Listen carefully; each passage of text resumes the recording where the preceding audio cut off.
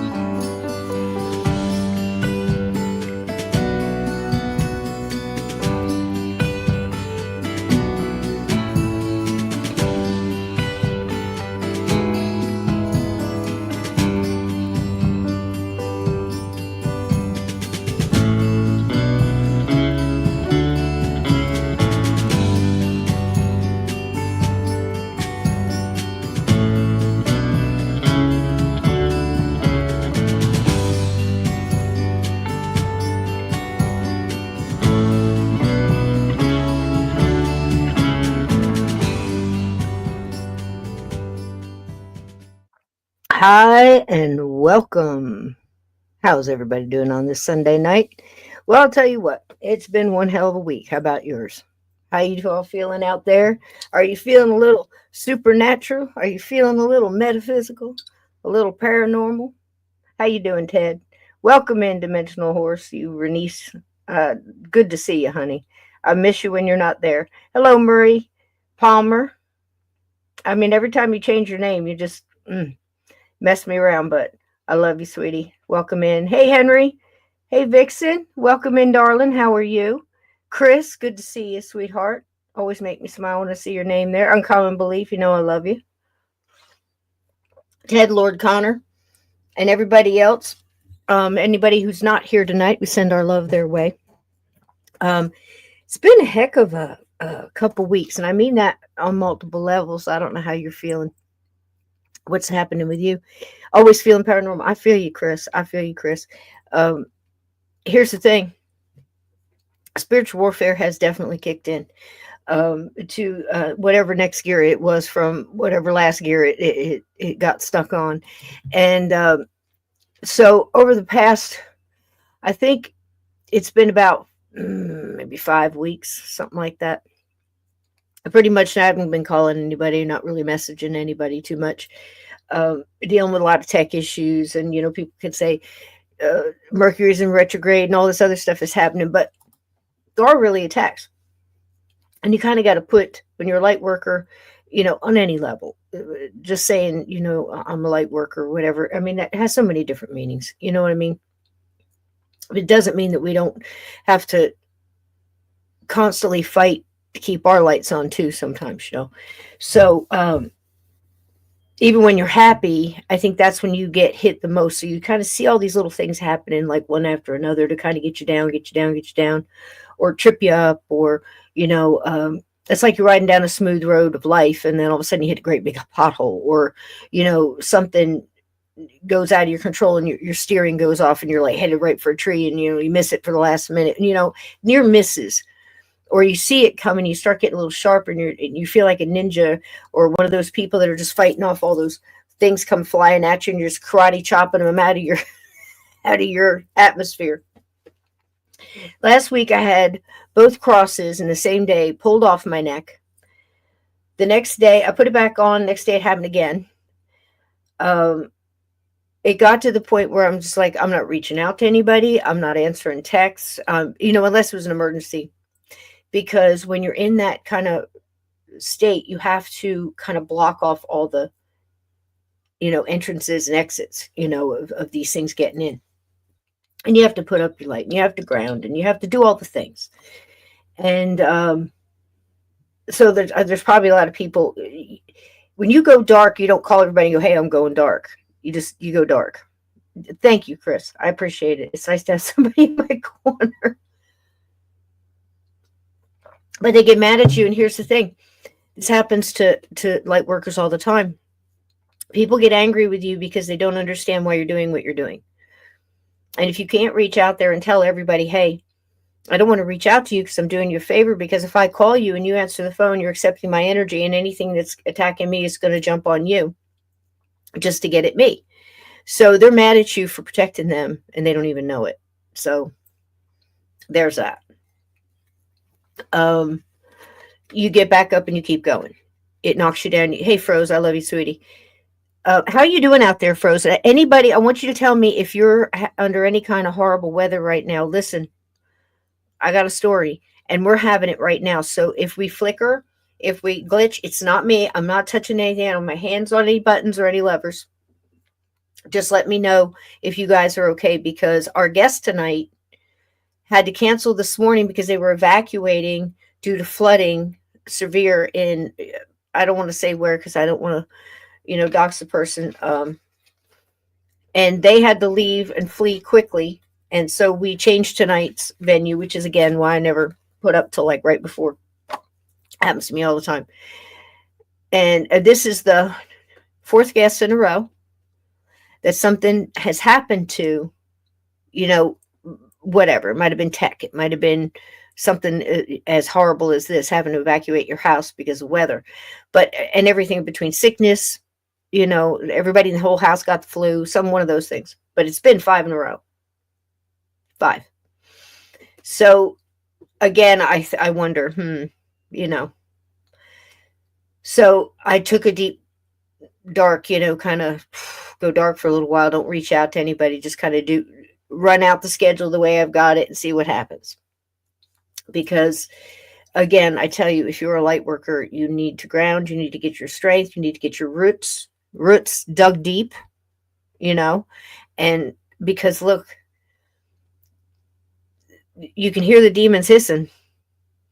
I mean, I'm telling you right now, they're writhing and they're twisting, and you can hear the rattlers, and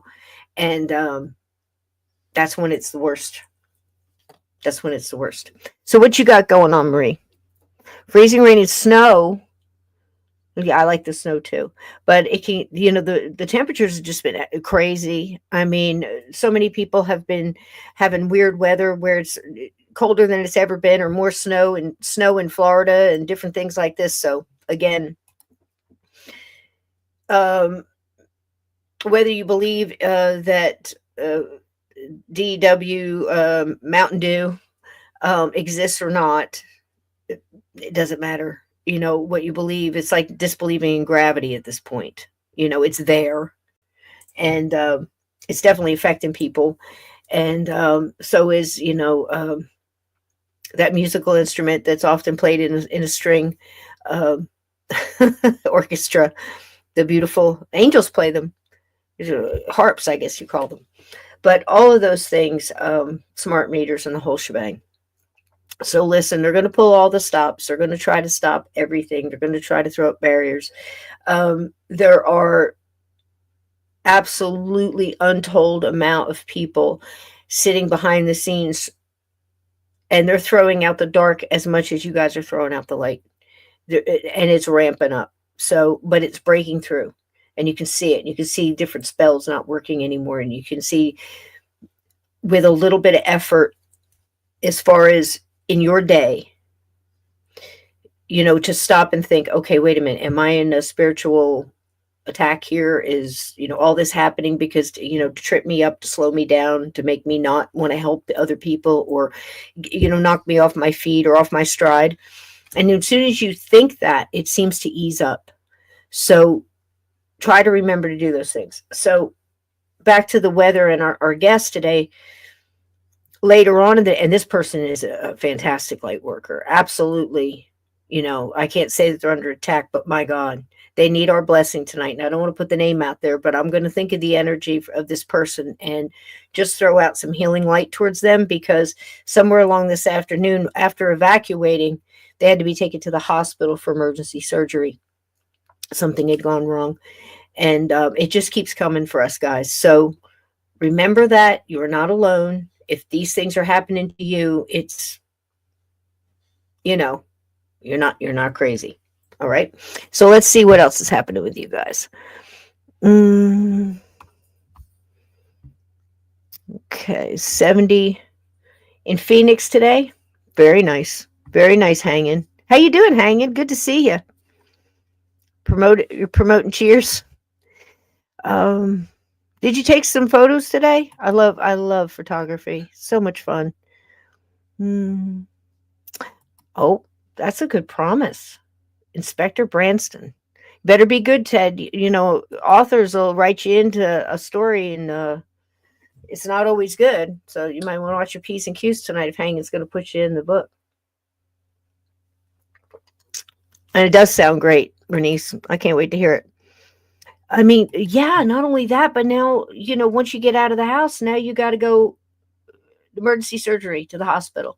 And what that person sent me, it was just so sad. And uplifting at the same time, because that's the kind of person that they are, really. 95. Oh, yeah, I know what you mean. When it gets back up there, getting snow, sleet and freezing rain here tonight. Yeah, I mean, it was blowing. I mean, we had all kind of branches hitting the roof. I dread going out there tomorrow to see what's going on. We don't have any leaks yet, but if you hear something heavy hit the ceiling, we're under a lot of pine trees. Luckily, pine trees bounce a little bit. So how's everybody tonight? I hope you have a nice strong cuppa. Like I said, I'm running out of backup shows. Just crazy, right, guys? Sometimes we just get together to talk and, see if you have any questions or whatever. But also sometimes these shows turn out to be some of the best, because Spirit wants to get something out there. And again, I'm nobody. I'm just a vessel. You guys, same thing. If you have abilities and you're getting information, downloads that you feel like you need to tell somebody, or if you're having a conversation, this should be happening quite a bit. If you stop and you think about it, you're having a conversation with somebody, and maybe you're trying to help them, or maybe you're listening to an issue they have in their home life, or whatever it may be, or on the job. And while you're talking to them, you say something like, where did that come from?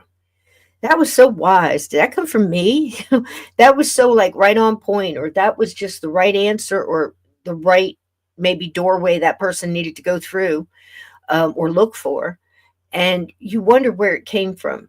A lot of times light workers will get those little downloads, or something will almost like it whispers in your subconscious, say this, or tell them this, or tell them that you really like it's a nice blouse, or you like their hair today, or something like that, because your spirit guides or their spirit guides know that they need that little boost, their little pick me up, their that a boy, at a girl kind of thing in their day, or they just asked a question to their guides, or they send out I wonder why this always happens to me, or nothing, send me a sign of whatever, or if I'm supposed to whatever this next thing. And then you say the little thing that validates what they just asked for. You'll never know it. You have to take that on faith. You never, hey, Echo, welcome in, sweetie. You'll never, I don't want to say never. Let me take that back. You may get it validated down the line. However, we have to accept it as we may not ever, and take it on faith. Does that sound better? Because I've had quite a few times people come back and tell me, I just had one this week, that's something, again, we said, or a piece of advice, or something we were talking about, helped them, gave them hope, or gave them reason to push on, or an answer that they were looking for, or hope in their day, or to ease their pain a little or something along those lines. And I think the same thing happens to a lot of people when they're having conversations and they say that little thing, that input, that little download, that suggestion, the spirit suggestion that we say, and we go back and go, wow, where did that come from? Has that happened to anybody before?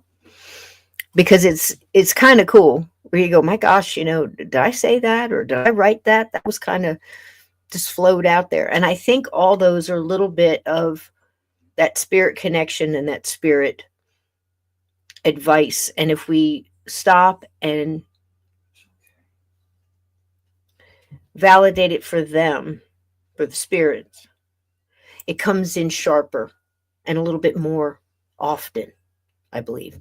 And I think the same thing is true for tonight's subject, because this one, I don't care how many times we do the subject of tulpas and thought forms,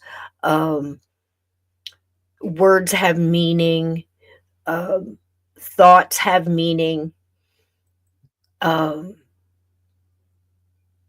ancient legends such as Pookahs, and early, very recent ones such as Slender Man, or that one story I love that Steve Stockton tells about the author who did The Shadow Knows, and they wrote so much profound words, and so such an in-depth of the characterization of the person he was creating in his character, the Shadow, that in his apartment, even guests that came to dinner saw this tulpa of this character going down the hall, coming in and out of rooms, heard his laughter in, coming from other, rooms. They thought there was a radio playing and things like this. So it's just, it's interesting and it's creepy all at the same time, because we think, wow, where's that line? Like, how much do you have to keep,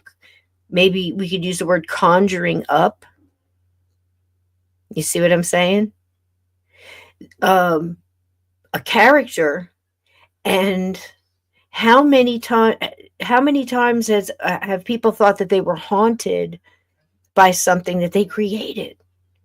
And if we could get a grasp on that, maybe we could stop it, because I can think of some pretty hard things, and I don't want them to come to life. Do you know what I mean? So let's see what you guys are saying, and we can move on with a couple of other things here.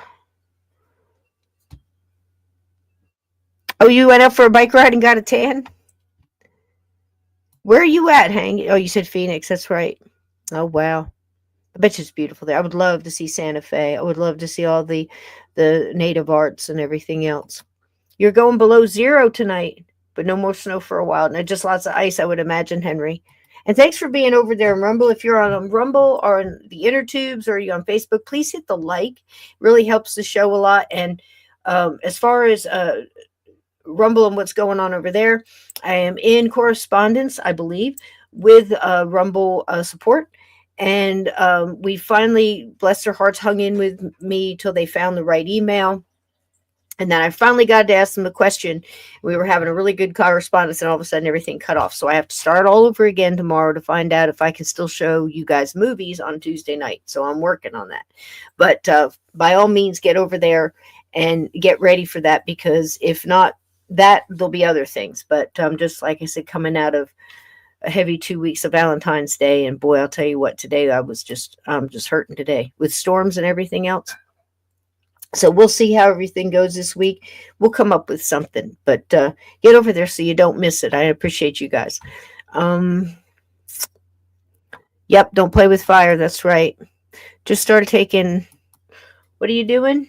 And use the red light. Oh gosh, I hear such good things about both of those things. Echo, please let us know how things go, and all the absolute best. I am so for trying new things, and I usually do like one thing at a time, so you know what's working and what isn't. But absolutely, let us know how that goes, babe, because it's a good thing. We definitely want to pass along that good information. Yep, there it is. So if you create it, you have, thanks, Vixen. You have the power to get rid of it. Absolutely. So we need to know these things, these, gosh, Vixen, would you say rules?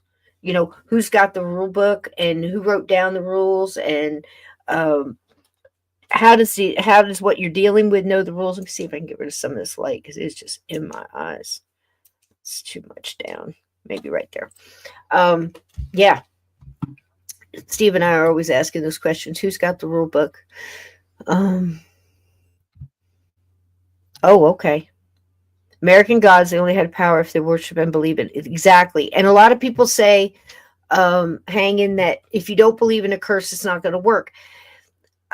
I believe in that to a certain extent. I think it definitely dulls it, but I have seen curses that people weren't even aware they had. And I don't know how that rule would apply to somebody who didn't even know they had it, whether they believed it or not, having an effect on its effectiveness on them. You see what I mean? The strength of it. I'm not sure. That one's kind of baffling to me. That's one of those questions I'm pretty sure it will never be completely answered in my head anyway. See what else we got. Welcome Matt here. Who's at the welcome Matt? Welcome Matt. Welcome Matt. Do we have new people? And yes, you're welcome in here. Welcome, and thank you to all our mods and all our wonderful regular people. It's so good to see everybody. And listen, this is one of the best chats you can be involved in. If you jump in and you're new here, you're going to feel welcome. That's for sure. Summon a puka. Okay, here we go. You summon a puka, you know about it. That's what I'm saying. I believe in all of this stuff. And again, Ted, when we get a chance, if we ever get back up on Rumble with where we're showing movies and stuff again, I want to show Harvey, because Harvey is about, isn't it an 8-foot rabbit? Is it 8 foot, Ted? And it's Jimmy Stewart, right? I always get him and Henry Fonda mixed up together. Don't ask me why. But Jimmy Stewart and a 8-foot invisible white rabbit that only he can see, and it's a puka. And it's a fantastic movie. Absolutely fantastic. I forget what year it was done in. Ted, do you happen to know? I think it was in the late 50s, early 60s, right? That was a nice one, Henry. Yep. Hello, welcome in. Welcome in, welcome in. Good to have you, Velocity Girl. Wonderful. Love it. Welcome in. Bacon all around. And oh, yes, yes. This is what I wanted to say. Prayers and light go out to everybody in Kentucky, Tennessee. I'm here in Virginia, parts of Virginia. I think yesterday, Alabama and Tennessee got an awful lot of, their tornadoes and lots of rain. How are you doing, Froze? I know you were out there Tennessee way. Right here. It does really work. I'm hearing really good things about it. If you have access to that and it's something you want to try, please look into it. Watch some videos from a couple of different sources, just like you would anything, and talk to some people who've tried it, because I'm hearing a lot of good things about the red light and the methylene blue. Is that? I don't want to call it wrong. I think that one's it. I don't know that much about that one as I know about other things, but learning slowly on the blue. Henry the Rabbit, Harvey. 1950. Yep. Oh, there you go. It's good for pain. I'm hearing it's good for all kinds of things like neuropathy. I can't say it. Neuropathy. Hey, Mike. Hi, darling. How you doing? You got to come on again soon. We got to tell you, he's doing good things over on his channel. He's got all things started up over there, and great friend of history and hauntings and EVPs and everything. We love you, Mike. What else we got? Okay, so last week, thanks everybody for being here. And like I said, if you hadn't hit the like, please do. So last week, I did something neat. I thought, and I was trying to think of what can we do about all this AI, and when you're watching all these videos, and whether you're on X or on the inner tubes or whatever you're watching, you have these videos, so you can call them whatever you want, deep fakes and all that. They're getting really good. But just like we touched on last week, I touched on about if you had a mimic, usually. Now, again, these lines can be erased. It's only in pencils, not in ink. In the paranormal, supernatural, we've got lines, but sometimes they move. Okay. When you have a mimic or you have something that's evil trying to portray something that is not, they're trying to fool you like a mimic would. There's usually a deformity of some kind. I know most of us have heard that. Am I right? You've all heard that. So, like, say a demon is trying to pretend it's something else. There's going to be a glitch there. I think that rule is pretty well true in my experience. Now, if you have a video that says ghost caught on tape and you see an apparition, a figure of some sort move through the room or whatever it may be, I would say that this probably goes more for watching a video where something comes and goes, where something enters the room, wasn't there before or wasn't materialized before, and then leaves or whatever. We talked about looking at those videos and practicing looking at them with all your senses instead of just your eyes, because with all the deep fakes and all the AI, it is going to be very difficult for us to tell as paranormal investigators or people just interested in watching ghosts on tape, for whatever reason, whether or not something is real, because it's so good now. I mean, I can do it and I don't know anything, right?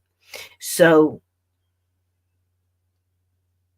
to look at things with your feelings and your intuition, I think it's a great practice for light workers to do. And this is going to lead up into what we're talking about tonight.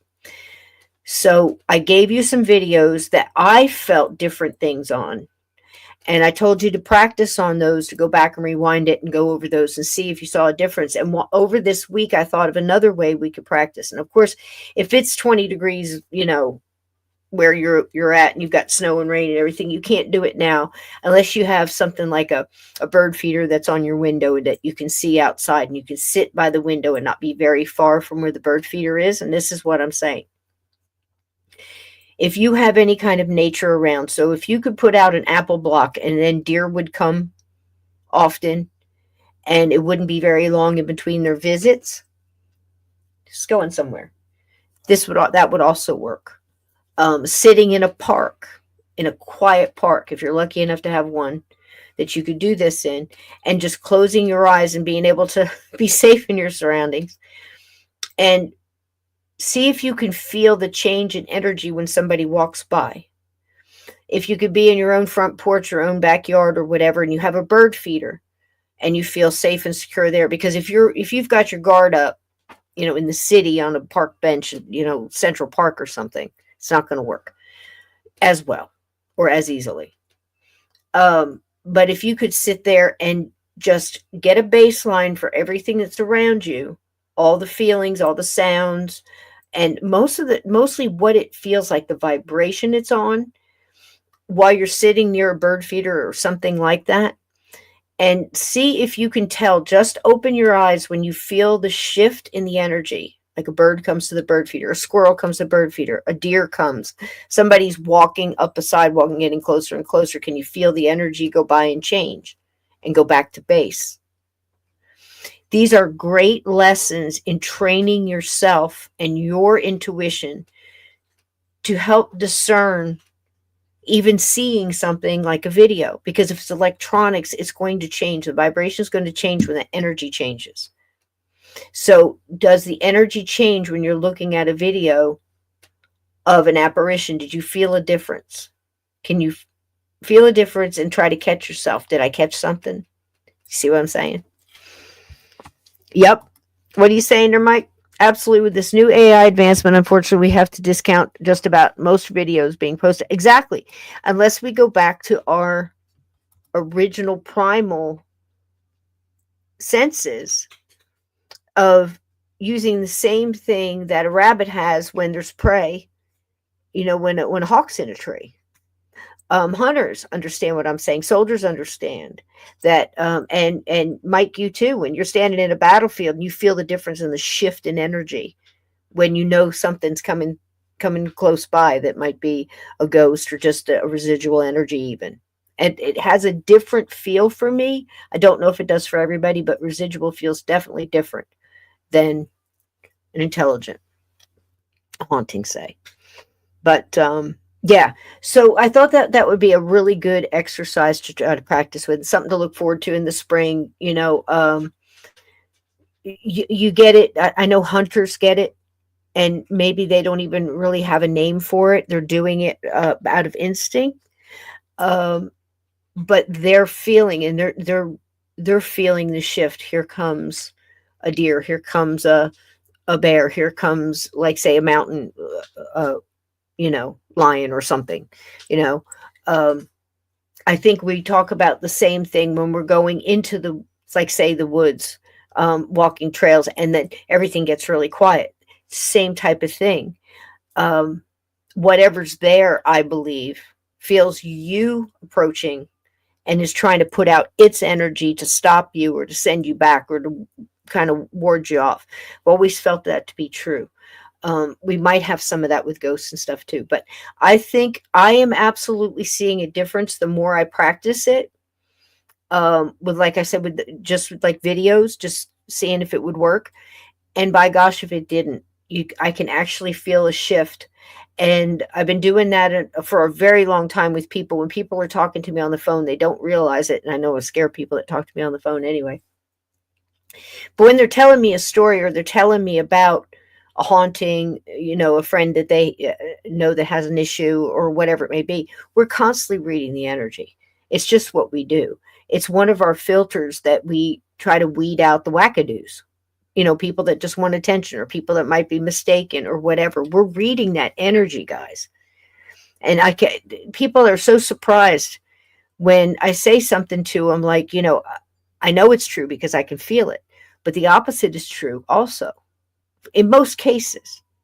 And it usually has to do with this subject or whatever when I'm talking to people, because that's when I'm really reading them. And I think you guys would have examples too when you're out talking to people. So, you're talking to someone, damn well they're lying. But with me, I'm trying to see the issue that they're telling me about, and I'm getting a blank wall. And I told you that last week, that sometimes it's different, but it usually comes down to one of two things. Either something that they're telling me about doesn't want us to see it. And you've heard mediums say that I'm getting a block, something he doesn't want me to see. Or they're lying and making it up out of whole cloth, meaning that they're not pulling from a memory energy, which absolutely has energy in it.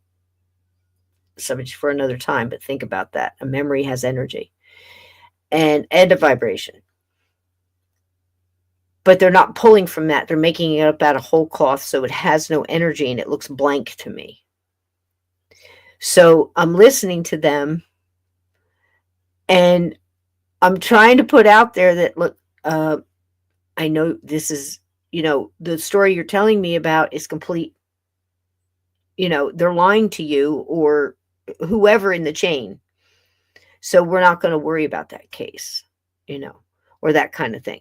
Or you can get it from somebody you're talking to on the phone, and that person, the energy, not so much in what they're saying or how they're saying it.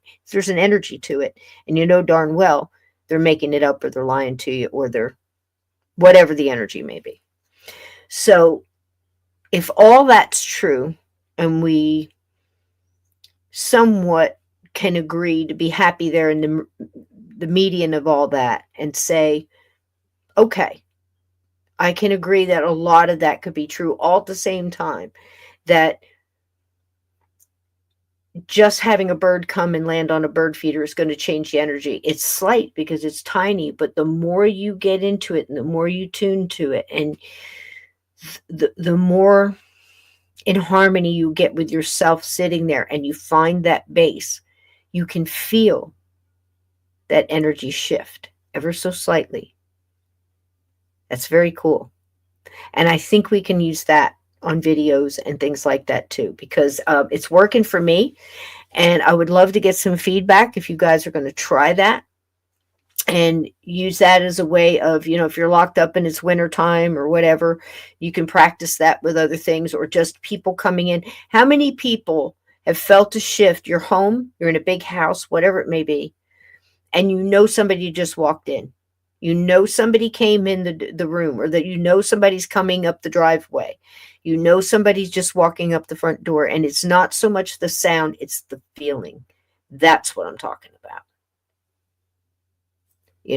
Let's try to like pinpoint and get into that, because I think if we can understand to control that a little bit better, I think that we can try to understand what's causing this situation where we may be creating tulpas and may be creating poltergeists.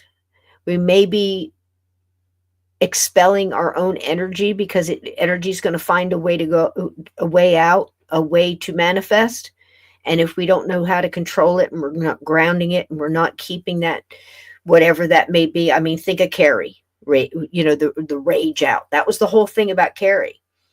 She had all these abilities, and she didn't know how to control them and let's say, kind of expel the energy without having it just be damaging, right? And it was pent up. This happens to so many people with abilities, and they don't even realize it. It doesn't have to be, that knives are flying around the kitchen and the cabinet doors are banging and, Lord knows what else. Or the whole school catches on fire, whatever it may be. But I do think that unwillingly, a lot of people create these masses of energy that actually can become its own living entity. Doesn't that sound scary? We've talked about it with people that I know, mediums that I know that have gone into the Lizzie Borden house, that say that there has been such a tulpa created there. It's so unique because it's almost residual energy left over by the trauma of the murder, of the buildup, whatever was going on with Lizzie, the accusations towards Lizzie,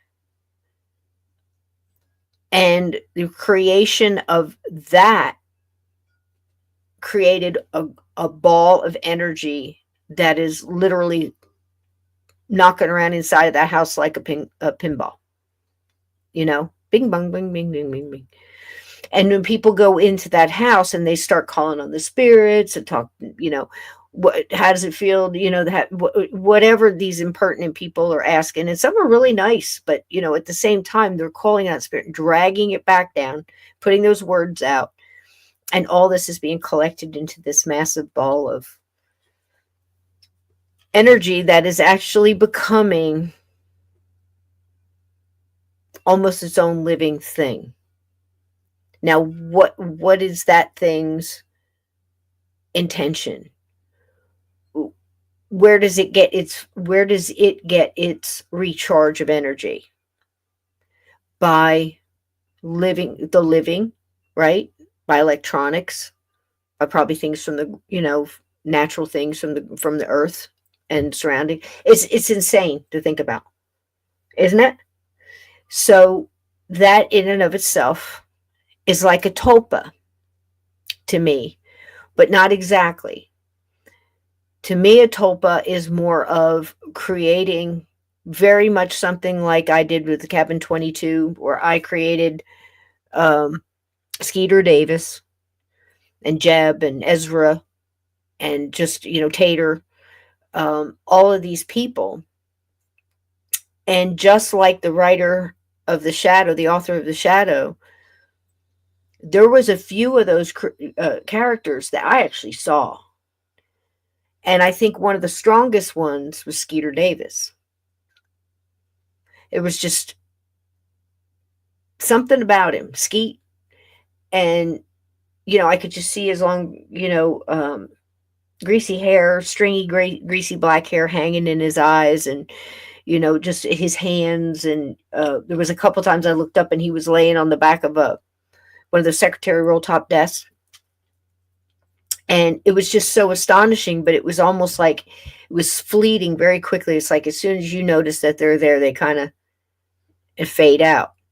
And you don't know if it's just something you imagined or something that was really there. And there's a lot of people that have those kind of experiences. I wonder if you ever did. If you did, put it in the chat. That's a tulpa. I think that, of course, Slender Man and things like that, that's probably one of the more recent ones we've heard of.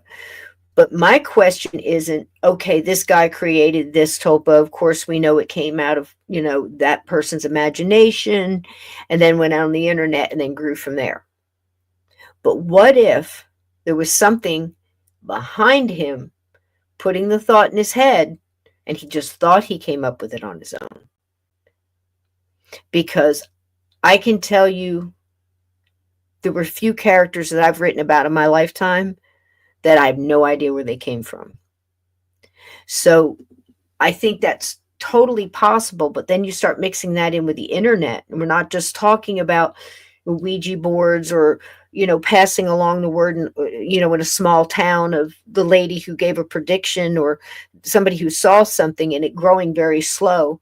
We're talking about a massive amount of people getting a small bit of information all at the same time. And then feeding that and piling on after as they get it, they put it out and more and more and more, like that old commercial, shampoo commercial, they tell two friends and so on and so on and so on. So the energy put into that thought form is even more. So now that I just said thought form, I forgot to download little slide show for you guys. Come on, where is it? Should be right there. Yes, I do. All right, it's here. So let's look into this a little bit as this loads. The Philip experiment, I think, fits into this for sure. But the way these people went about it, I got to honestly tell you, I'm not really sure what the outcome was, because there are people that were within this experiment. We'll talk a little bit more about that sincerely believe that they have created this ghost named Philip out of whole cloth. And their proof being, well, let's not use the word proof. Their thought being that they created this and it's no more than their subconscious answering these questions. And it's not really a being at all. But then to see them interacting with this being, for lack of a better term, you'd think they were talking to somebody who was there. So do they really believe that? I don't know. And I really don't have an answer there. But tonight I wanted to kind of focus on, for those of us out there that are serious about trying to learn about the paranormal and the supernatural, I think we need to keep this one in our quiver, because it's used against us many times when we're talking about ghosts and hauntings and things like that. It's like, oh, like the Philip experiment, you just made it up out of your own mind. It's your mind, your self-hypnosis. It's a manifestation of your own energy, and you're putting it out there. So as if we didn't have enough to weed through, we gotta now add this big thing in there. It's like, well, the Philip experiments proved this. No, wait. I'm here tonight to say I don't think it proved anything. I think what it proved, as far as do ghosts exist or do not exist, or can ghosts be created, I would hesitate to use the word proved. And again, this is my opinion on any of those questions, because you're going to see it for yourself and you decide But by seeing this and getting your own collection of data off of this Philip experiment, you can then better, in conversations in the future, stand up for yourself as far as ghosts are not disproven because of the Philip experiment in 1974.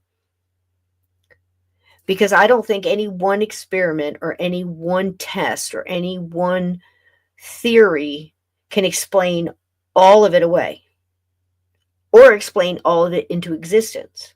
Is that fair? And I think that the more we know about these things that are thrown up there, well, what about the, such as this Philip experiment, they created it, they proved that they created this out of, don't know that it was proven. Wouldn't even look into it and look for it to be proven. What I would look into it personally is, what did they do? What was the experience they had? What are they thinking around the table as far as what they put into it, what they took away from it, and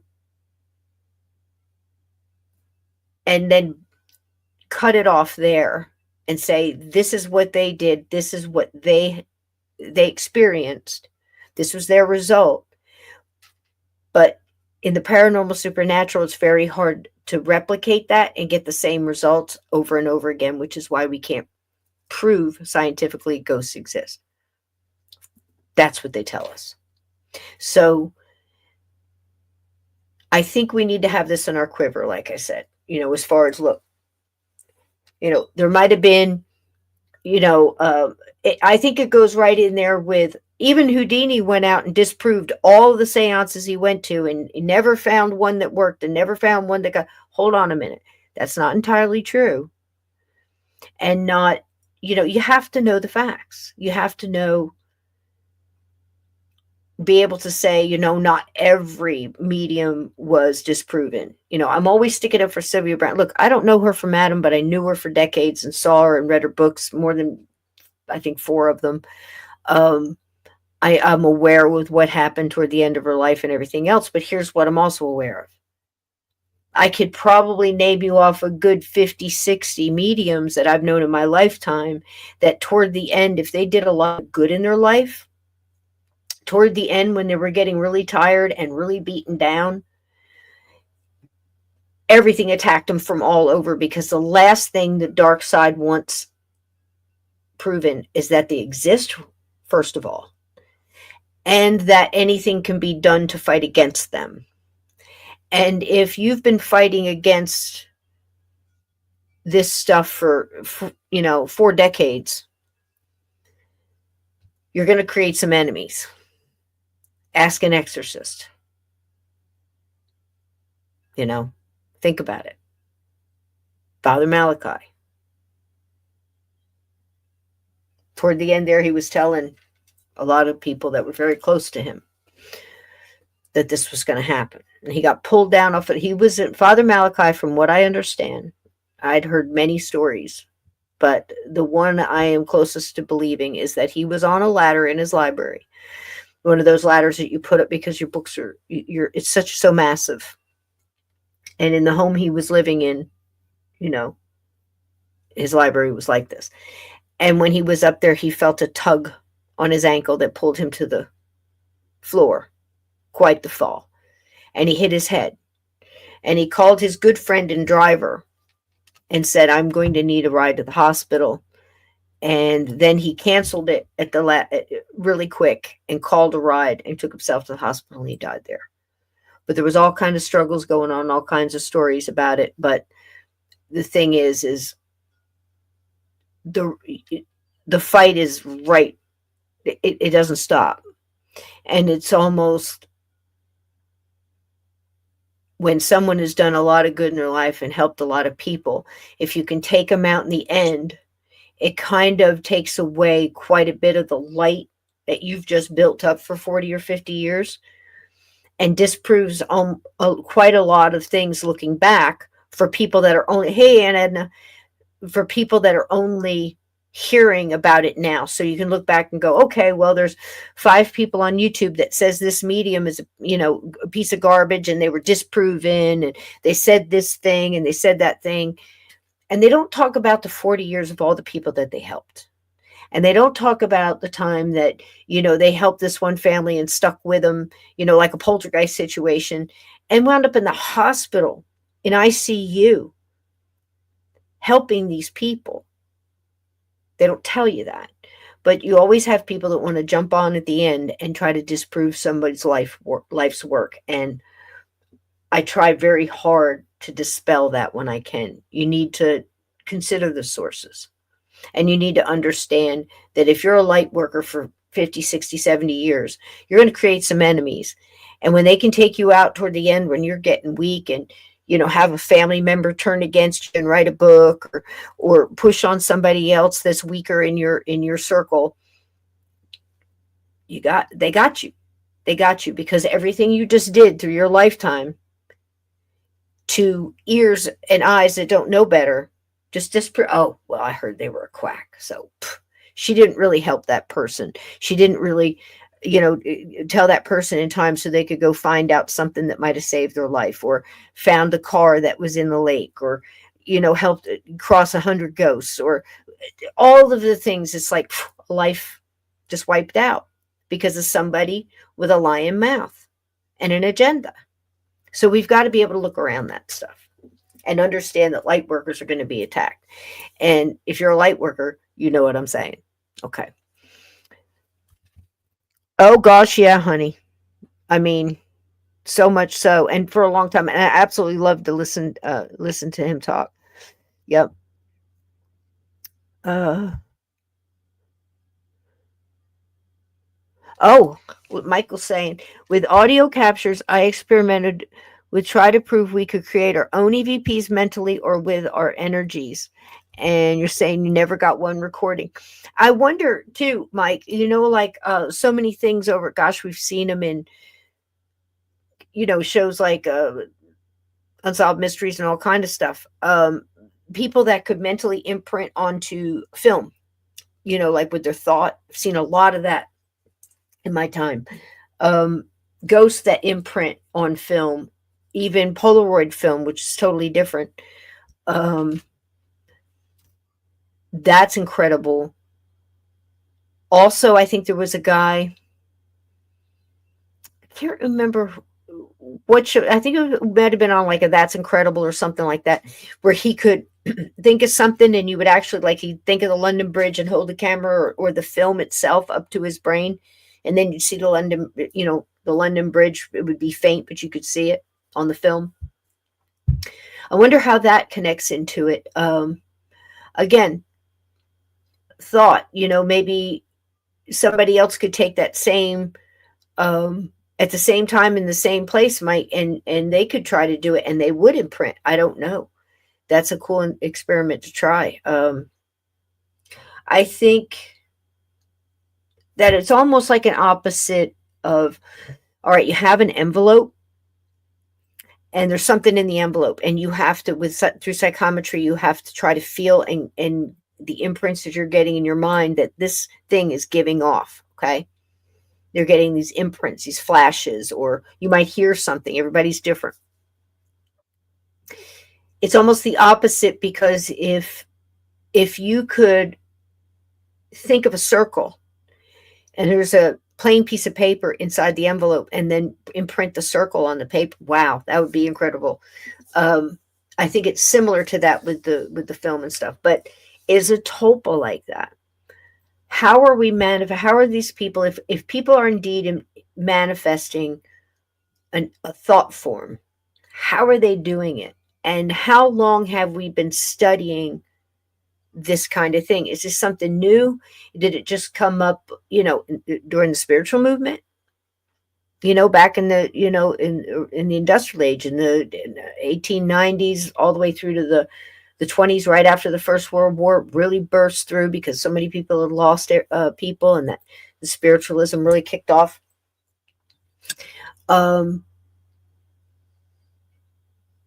it's a wild thought to think about. When did it start? I dug around and I found a little bit. So let's pull it up. Thought forms. Let's start there.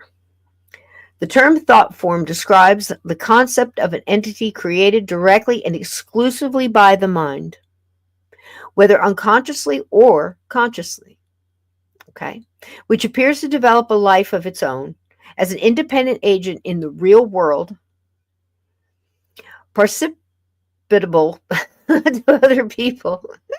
Laugh at my reading. Steve's much better at this. The belief in the thought forms is the basis of several related concepts. Tulpa in Tibet, Pookah in Germanic and Celtic cultures, and jinn or jinn in Arabic cultures. Now, it's funny how over time we've looked, and I know we said this another episode, we were talking a little bit about this, and I know we were talking about how jinn has been turned into, like Aladdin and the lamp and the genie, and maybe oh god, what was the name of that show? I Dream of Jeannie. She lived in the bottle. That's not jinn. For the most cases that you hear about jinn, they've gotten really evil in a lot of cases, and I think that's going along with the whole world has, in Disney shows and stuff like that. They've made Tinkerbell a sweet fairy, where we know that there's there could be some fairies that are not so pleasant to have around. Same with the jinn.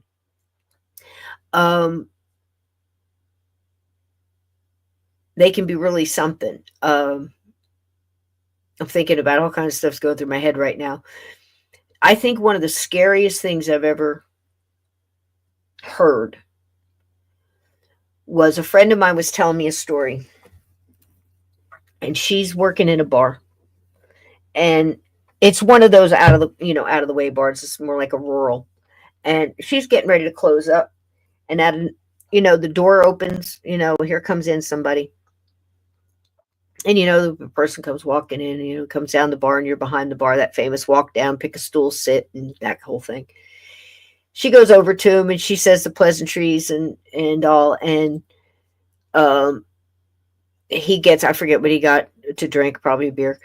And as he's talking to her, he is, he's, how did she put it? She said he wasn't reading her mind. He was reading her soul. And it was when he looked at her, there was a certain point. She got the creeps as he was coming, and she felt it. This is what we're talking about. She felt it coming, right? And she just didn't know what to be aware of. She knew that her instincts were up, but she didn't know what exactly she was dealing with. And as she's talking to this guy, it just went into this conversation, and the energy and everything changed. And he starts talking to her like, I can't tell you exactly what he said, but it was more like, you could make the money to fix that car for that part you need. Something personal like this. What? Because right away that's going to stumble you up. How do you know? I need a part for the car and I don't have the money. That kind of thing. You start going, and you're just set off.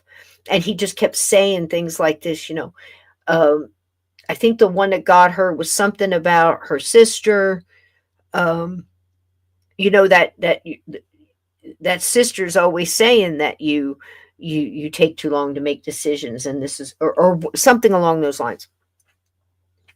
And she's like, what? Just finish your beer and go. She's trying to get rid of this guy. Toward the end, it ended in a conversation of, all you have to do is ask. I mean, she's literally trying to figure out if this guy is a demon or what, We figured out, I can't tell you any more about it, but we figured out through contact that this was a jinn.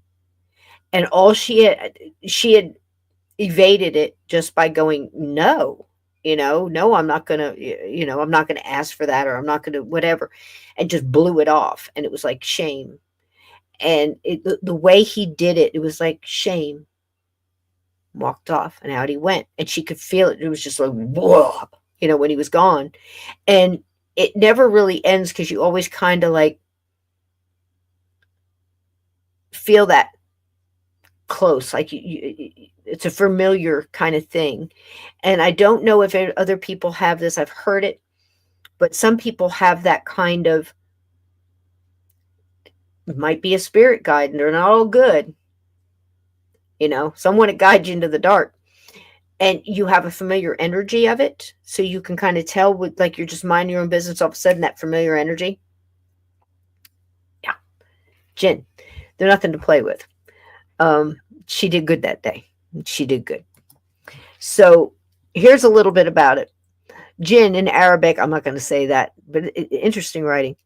Also, romanticized as jinn or anglicized as genies, are invisible creatures, not always, in early pre-Islamic Arabia and later in Islamic culture and beliefs. Like humans, they are accountable for their deeds. That's important. And can be either believers, Muslims, believe that, or unbelievers in the kafir. And depending on whether or not they accept God's guidance. So that is very important. So I put that in there to kind of give you an idea of, we're always talking who's got the rule book. And I get people get very stubborn in here, and I only believe in this specific kind of whatever dogma it might be. And I refused. If I walked into a situation where I was up against this, I'm just going to use, like, just say Buddhism on it. Fantastic. In a lot of ways, that's going to bounce it off. But if it doesn't, you're only going to get that from the vibration and the energy in your faith, putting it out there. Right? If it's not strong enough and whatever it adheres to, and you're not using that tool, it's just coming back, and it's coming back stronger. You might buy yourself some time. So you have to have a lot of tools in your toolbox. Right? And you also have to know which one to use for what. Unless you're just going to sit there and throw wrenches at it like dodgeball, and you can do that too. What are y'all saying in here? Oh, yeah, absolutely. Some texts say that jinn are born out of fire, can take any form they want. True. And I think a lot of this, it's not just, did you ever notice that it seems like everybody's got a little piece of it? Everybody's got a little piece of the truth, and if you put it all together, you find out it's all connected, and things are correct for all of it, and it's not mutually exclusive. Just like some ghosts can do these things and those things, it doesn't mean they can't do the other things. It just means that this is the path they chose, or maybe this is what they learned to do. This is what their strength is, just like people. I think everybody have the ability to be a blacksmith or a mechanic or, a great violin player, but not everybody is.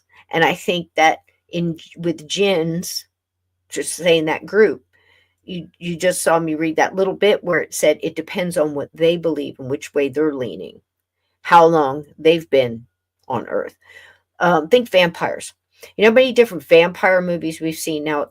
Again, believe in them or not, I'm not saying I do. I'm just saying with the vampires, the legends usually run that you've got your new vampires that have so much strength and so much wisdom and so much talent and knowledge, right?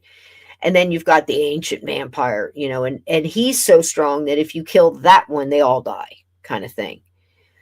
Well, it's like that with anything. It's like that with ghosts. I would say it's like that with Bigfoot, for Pete's sake. It's like that with the jinn or even tulpas. But tulpas, I mean, if you think about what a tulpa really is, what rules are there for this thing?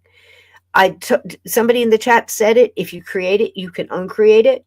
I think that goes along a lot with magic, spells. Not for all of them, but for some, and curses and things like that as well, right? And for my people that know a lot about the fairies and the sprites and elementals, there are rules there too.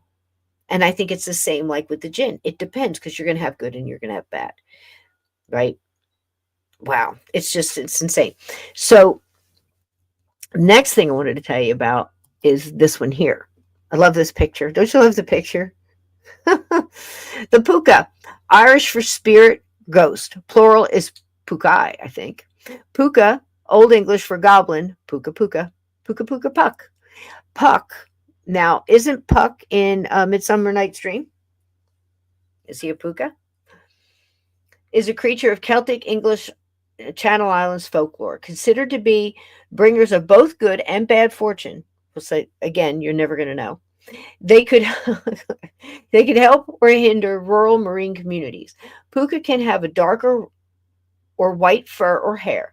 The creatures were said to be shape changers and could take the appearance of horses, goats, cats, dogs, and hares. And they may take a human form, which includes various animal features such as animal ears or tail. So, just like our friend in the movie Harvey, it's pretty much like we said, even the same with jinn. These things seem to have the ability to be both good or bad. You know, they could be in the way of the puka. A lot of the stuff I'm reading, it's more like the puka is, well, instead of saying it was bad or evil, they would say it was more mischievous, you know. And a lot of that is pertained to, say, fairies and, leprechauns, little people, and things like this too. You don't hear much about the jinn. The jinn seem to be either good or bad. And as that said, it was all in their belief. Well, darn it, doesn't that sound like humans? Really? We have the ability to be good or bad. We have ability to be a mix of both. We have people that think they can balance a good helping of both of those things. And then we have people that think, well, I'm mostly good. I mostly try, you know. But there are those times. And I wonder why we don't give the same to these things and to ghosts. They are of energy, and if they do have the choice, and if they do have, perspective echo, absolutely. And it's not just that, it's what they're willing to do. If they can go either way, then they're making a choice just like we are. Unless, for some reason, something else has control of this, control of them, and making them be that way. And we see that in a lot of movies and a lot of things, especially with the jinn or any kind of thing like an entity that has a power, like say a leprechaun in a movie or something along those lines. If you capture them, you can make them do whatever you need to do, to get rich or to do bad things to other people. Genie is like that. Make 3 wishes. You get 3 wishes. Very rarely do they ever turn out good for your part. And that was usually the wishy-washy, maybe I should think this through kind of thing, because it's going to come back on you. Like, say, you ask for $1 million cash. Well, get $1 million cash and you find out you owe all the taxes after you bought everything, and you're screwed. Those kind of lessons. I think, to be honest with you, I'm going to say what I said in the beginning, that I think a lot of the jinn that got stirred up over the past 20, 25 years in the Middle East are not here to help you bake cupcakes, or wish you well, or help you out with your thesis or your school paper, or get you that good job. I think that if they are built up of energy and angst and anger, and they're moved toward that way, we got a lot we're dealing with, because a lot of the stuff in the past 20 years that had anything to do with jinn, that I know of cases that people brought stuff back from little trinkets here and there, bad things. So, like I said, we're not Aladdin in the bottle. None of this is stuff to mess with. And I would say that anything that you deal with in these categories would have to be dealt with. You go in with true intent and a strong foundation in your faith, and accept no favors, because from my experience, they have very hefty price tags. So the question being, do we create these things? I wanted to tell you this. It is found in the works of the Puka. It is found in the works of Shakespeare as the character Puck in the I was right. In the Midsummer Night's Dream originates from the Germanic Celtic Puka. Thought forms are an integral part of, this is a good one, theosophical beliefs, and they are also records of Western explorers' experience an externalized form of consciousness as benign beings who accompany them and in some cases befriend them, very much like in the movie Harvey. Okay. He was a friend. More recently, poltergeist and demonic phenomena have been attributed to thought forms. Okay, we're hearing a lot of that. If you're a Ghost Hunters fan, you're hearing a lot about poltergeist and energy thought forms and PK energy masses and things like that. We're hearing a lot about that. Thought forms are entities created directly and exclusively by the mind, whether unconsciously or consciously. They can be described as energetic patterns within our aura formed by our own thoughts. The book Thought Forms, originally released in 1901, this is the book I was talking about. You wouldn't think you'd go back that far. Greatly influenced leading artists such as Petit Mondrian and Wesley Kandinsky. Okay. There are three types of thought forms: those that take the image of the thinker, those that take the image of some material object, those that take the form entirely their own, expressing inherent qualities in the matter around them. Wow. Number 3, blow your mind. Let me say it again. Those that take form entirely their own, expressing inherent qualities in the matter around them. So,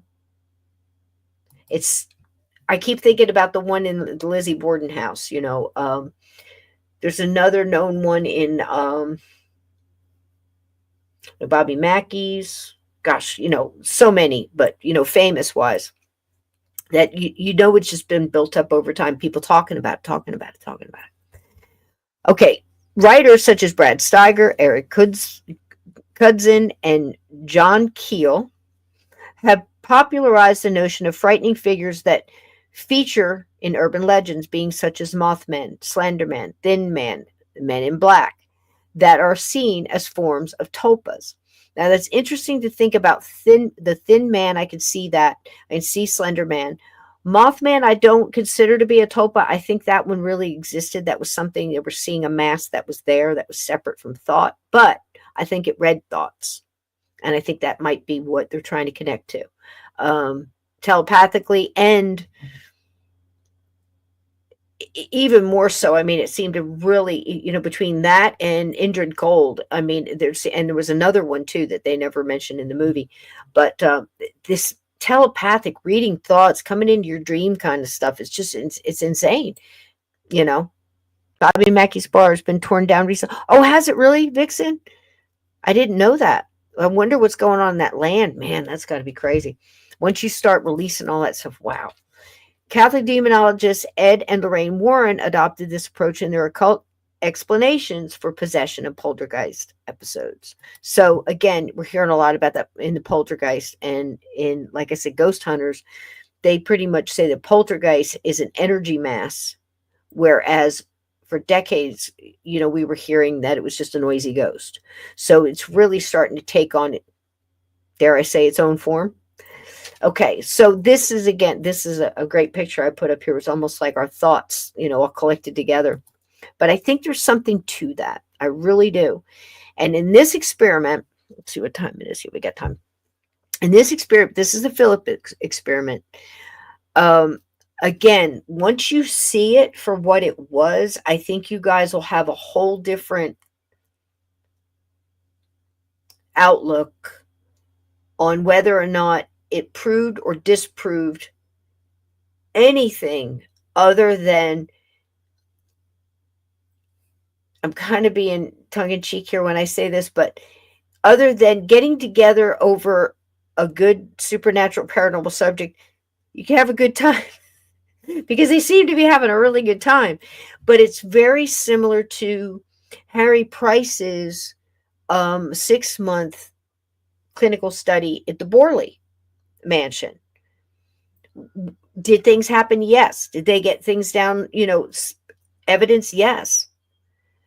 Could it be disproved? Sure, probably. How hard do you want to try? You know, did they prove anything? Not really. Um, did things happen and the people in the room that experienced it feel like they experienced something different? Yes. But was there proof on paper? Did they come out of that? Ghosts are real and we can prove it. Nobody could ever say different from thus far. This is 1938. That didn't happen. And just like this, it didn't happen either. So let's get a little gist of what this was. The Philip experiment. The experiment was conducted by a Toronto Parapsychological Research Society led by mathematical Dr. A.R. George Owen and overseen by psychologist Joel Witten. Now, their goals were to create a fictional character through purposeful methodology and attempt to communicate with it through a seance. The character created and agreed upon was named Philip Asford, or however you pronounce that, referred to Philip during the test. Now, they're constantly using this name. They created a character.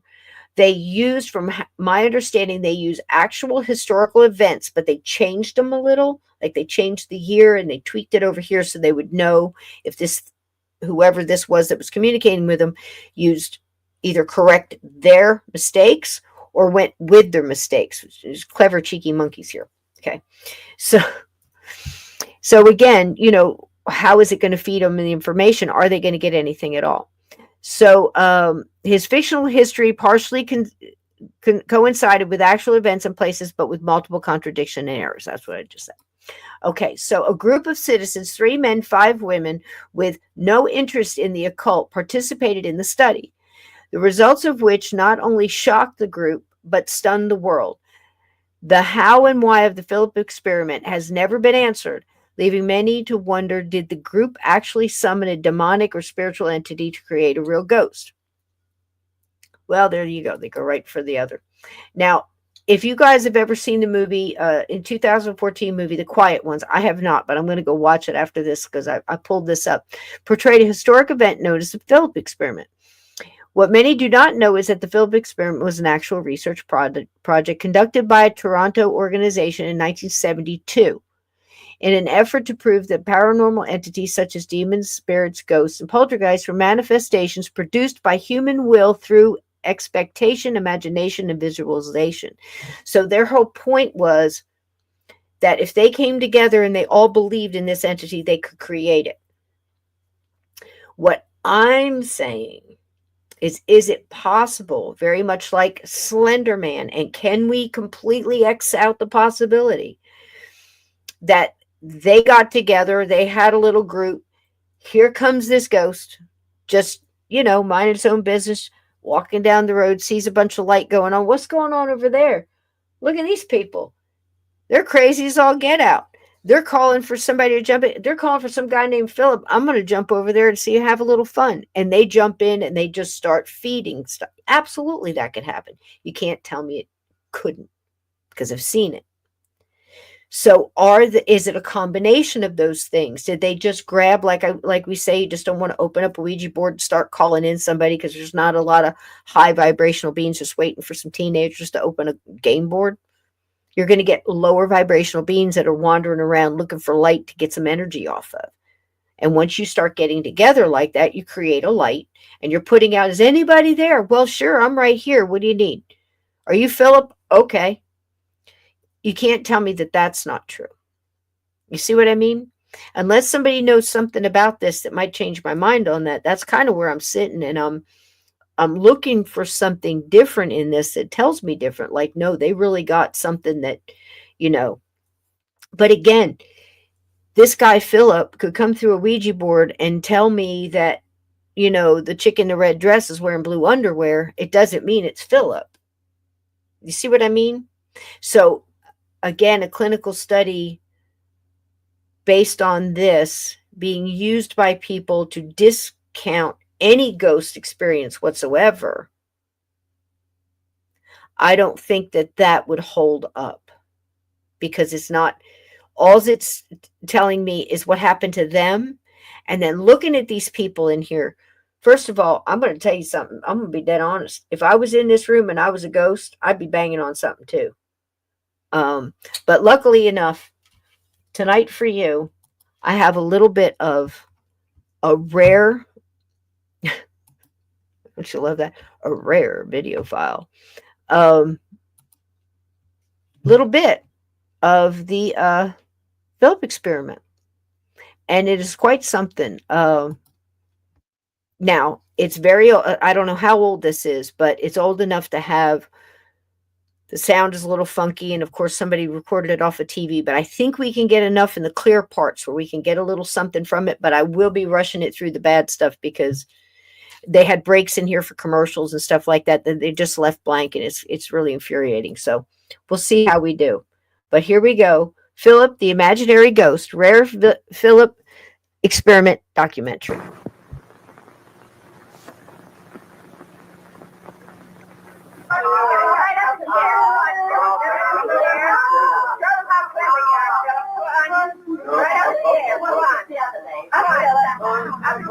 Over the last 100 years or so, there have been many groups of people who meet regularly to sit in what are called mediumistic circles. This is done in the hope of receiving messages from the spirits of their deceased friends and relatives. In a typical sitting or seance, the participants are seated with their hands on top of a table, sometimes with their fingers touching, sometimes not. It is said that the spirit who is supposed to be present often causes a variety of strange physical effects to occur, as is suggested by this engraving made in 1871 when spiritualism was in its heyday. In the old days, there was serious doubt as to whether these phenomena were genuine. It was believed that for them to occur, a specially endowed person known as a spirit medium had to be present if the spirits were to be able to manifest these effects. Undoubtedly, many of these spirit mediums were fraudulent. It was also easy to cheat because it was believed that the sittings, or seances, had to be in darkness or in a subdued light. Research by Sir William Crookes, who worked with the famous medium D.D. Home in a good light, and by Harry Price and other famous investigators who studied Stella Cranshaw in 1923, proved that some of these physical phenomena were genuine and not the result of trickery. Whether we believe in spirits or not, it shows that there are forces in the universe, at present unknown to science and different from the four forces known to physicists. In 1972, a group consisting of 8 members of the Society for Psychical Research in Toronto, Canada, decided to find out more about this mysterious force. They wanted to find out, firstly, whether it could be produced in full light. Secondly, whether a spirit medium was necessary, or if instead it could be generated by ordinary people. And thirdly, if the force was produced by a disembodied spirit, or instead was generated by the living participants in the circle. Dr. George Owen, director of the Toronto Society for Psychical Research, guided the sessions from the beginning. The members of the group are regarded as perfectly normal people, or as normal as anyone can actually be.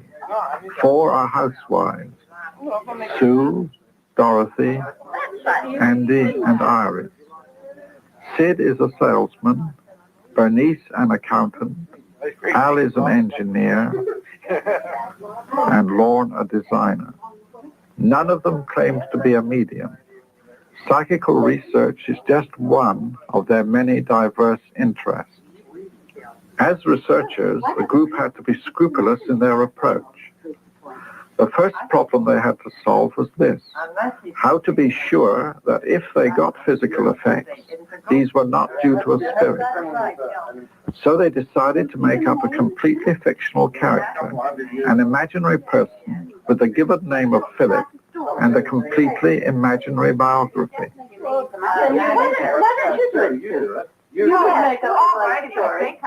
A week later, she narrated the story of Philip. Philip was an aristocratic Englishman living in the middle 1600s at the time of Oliver Cromwell. He was married to a beautiful but cold and frigid wife, Dorothea. One day when out riding, Philip came across a gypsy encampment and saw there a beautiful gypsy girl, Margot, and fell instantly in love with her. He brought her back secretly to live in the gatehouse near the stables of Dittingen Manor, his family home. For some time he kept his love nest a secret, But eventually Dorothea, realizing he was keeping someone else there, found Margot and accused her of witchcraft and stealing her husband. Philip was too scared of losing his reputation and his possessions to protest at the trial of Margot, and she was convicted of witchcraft and burned at the stake. Philip subsequently was stricken with remorse. Finally, one morning his body was found at the bottom of the battlements, whence he had cast himself in a fit of agony and remorse. Oh, that's enough. You really used your imagination on that one. Okay, so just so you know, they made up this story about a fictional character.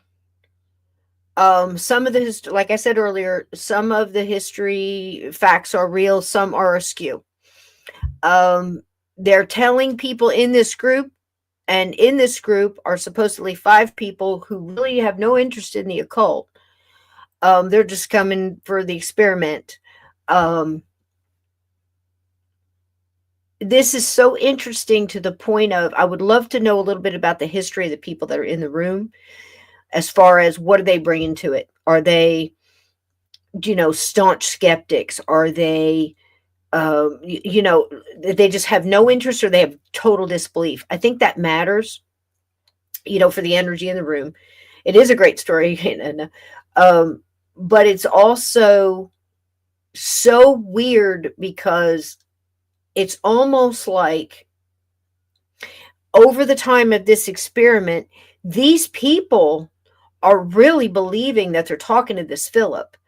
And they're asking him questions like, well, do you love Caroline? Can we get a reaction that way? And it's almost like modern day provoking, as far as, playing music. And I don't think there's anything wrong with that. I mean, there's good provoking, there's bad, there's triggers, and there's, I think some triggers are mean, and I think some are better than others. So, it's just, your mileage may vary. So with these people, the way they're talking to this entity, it would make you think that they're believing in who they're talking to. That's number one. The most important thing is, if I was a ghost in this room, I'd hang myself in a closet, because they're all talking at the same time. It's this shrill kind of sound, and it just absolutely puts me over the edge. But I want you to hear it, because I don't understand how they got any results from this kind of erratic energy that was going on. I love the fact when they started singing together as one, I think they were probably in their best time of receiving any kind of clear message, because they were all almost on one frequency at that point when they were singing together. But when they were all yammering, like, it sounds like a chicken coop. And I mean, I'm back. So I apologize, but I thought it'd be interesting for you to hear. It's so bad, but here we go. The group discussed the life and character they had given Philip until they were all agreed on the details. A picture was drawn by Andy and agreed to be a true likeness of Philip. It should be stressed that though Diddington Manor is a real place, there is no evidence that anyone like Philip ever lived there. In addition, some historical errors were deliberately introduced into the story to emphasize its fictitious nature. Oh, yes, definitely. Yes. Oh, yeah. Especially the eyes. To consolidate the idea of Philip and to put themselves in mutual rapport, the group met weekly to meditate on Philip and his adventures.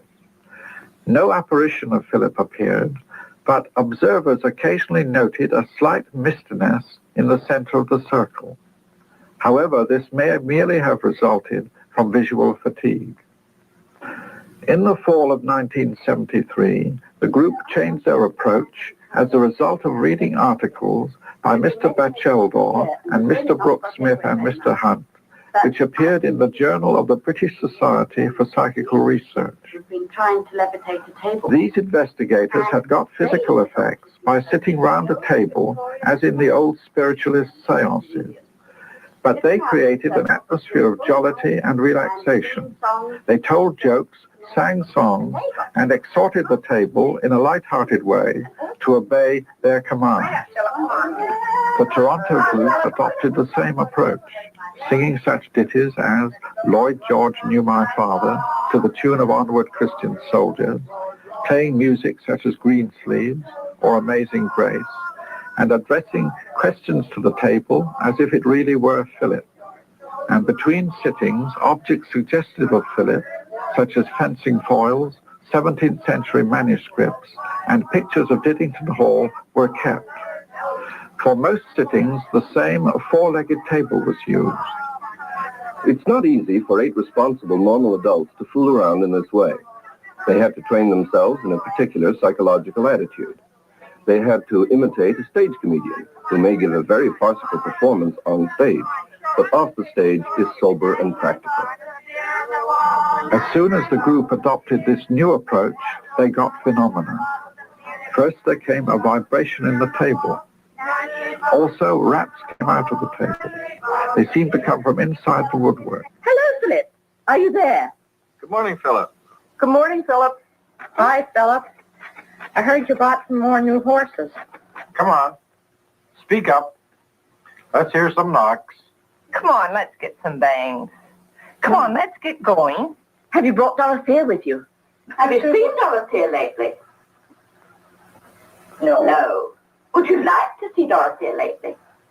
No. No. Didn't you love Dorothea in your time?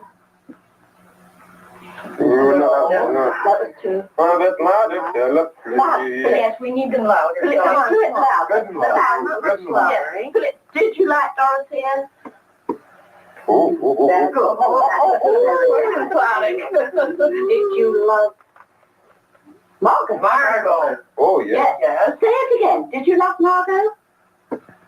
Good. Come on.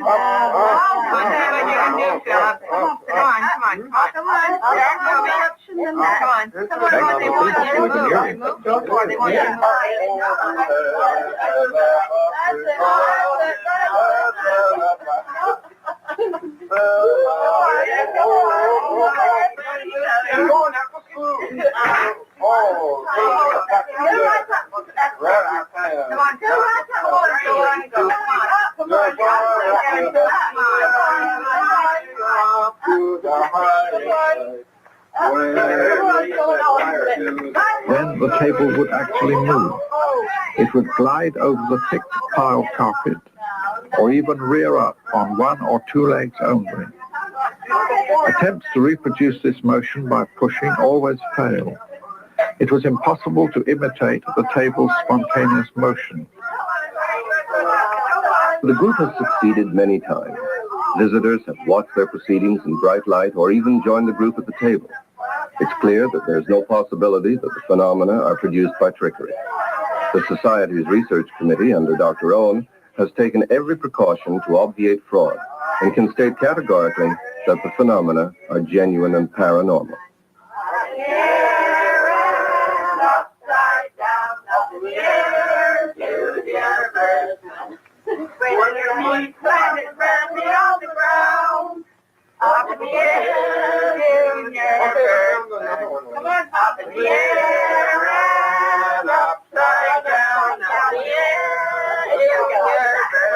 We found that Philip, the imaginary communicator, will answer questions put to him by sitters or visitors. 1 rap for yes, 2 raps for no. Philip, of course, has no independent existence. He says just what a majority of the sitters happen to think he ought to say. It is a case of psychokinesis by committee.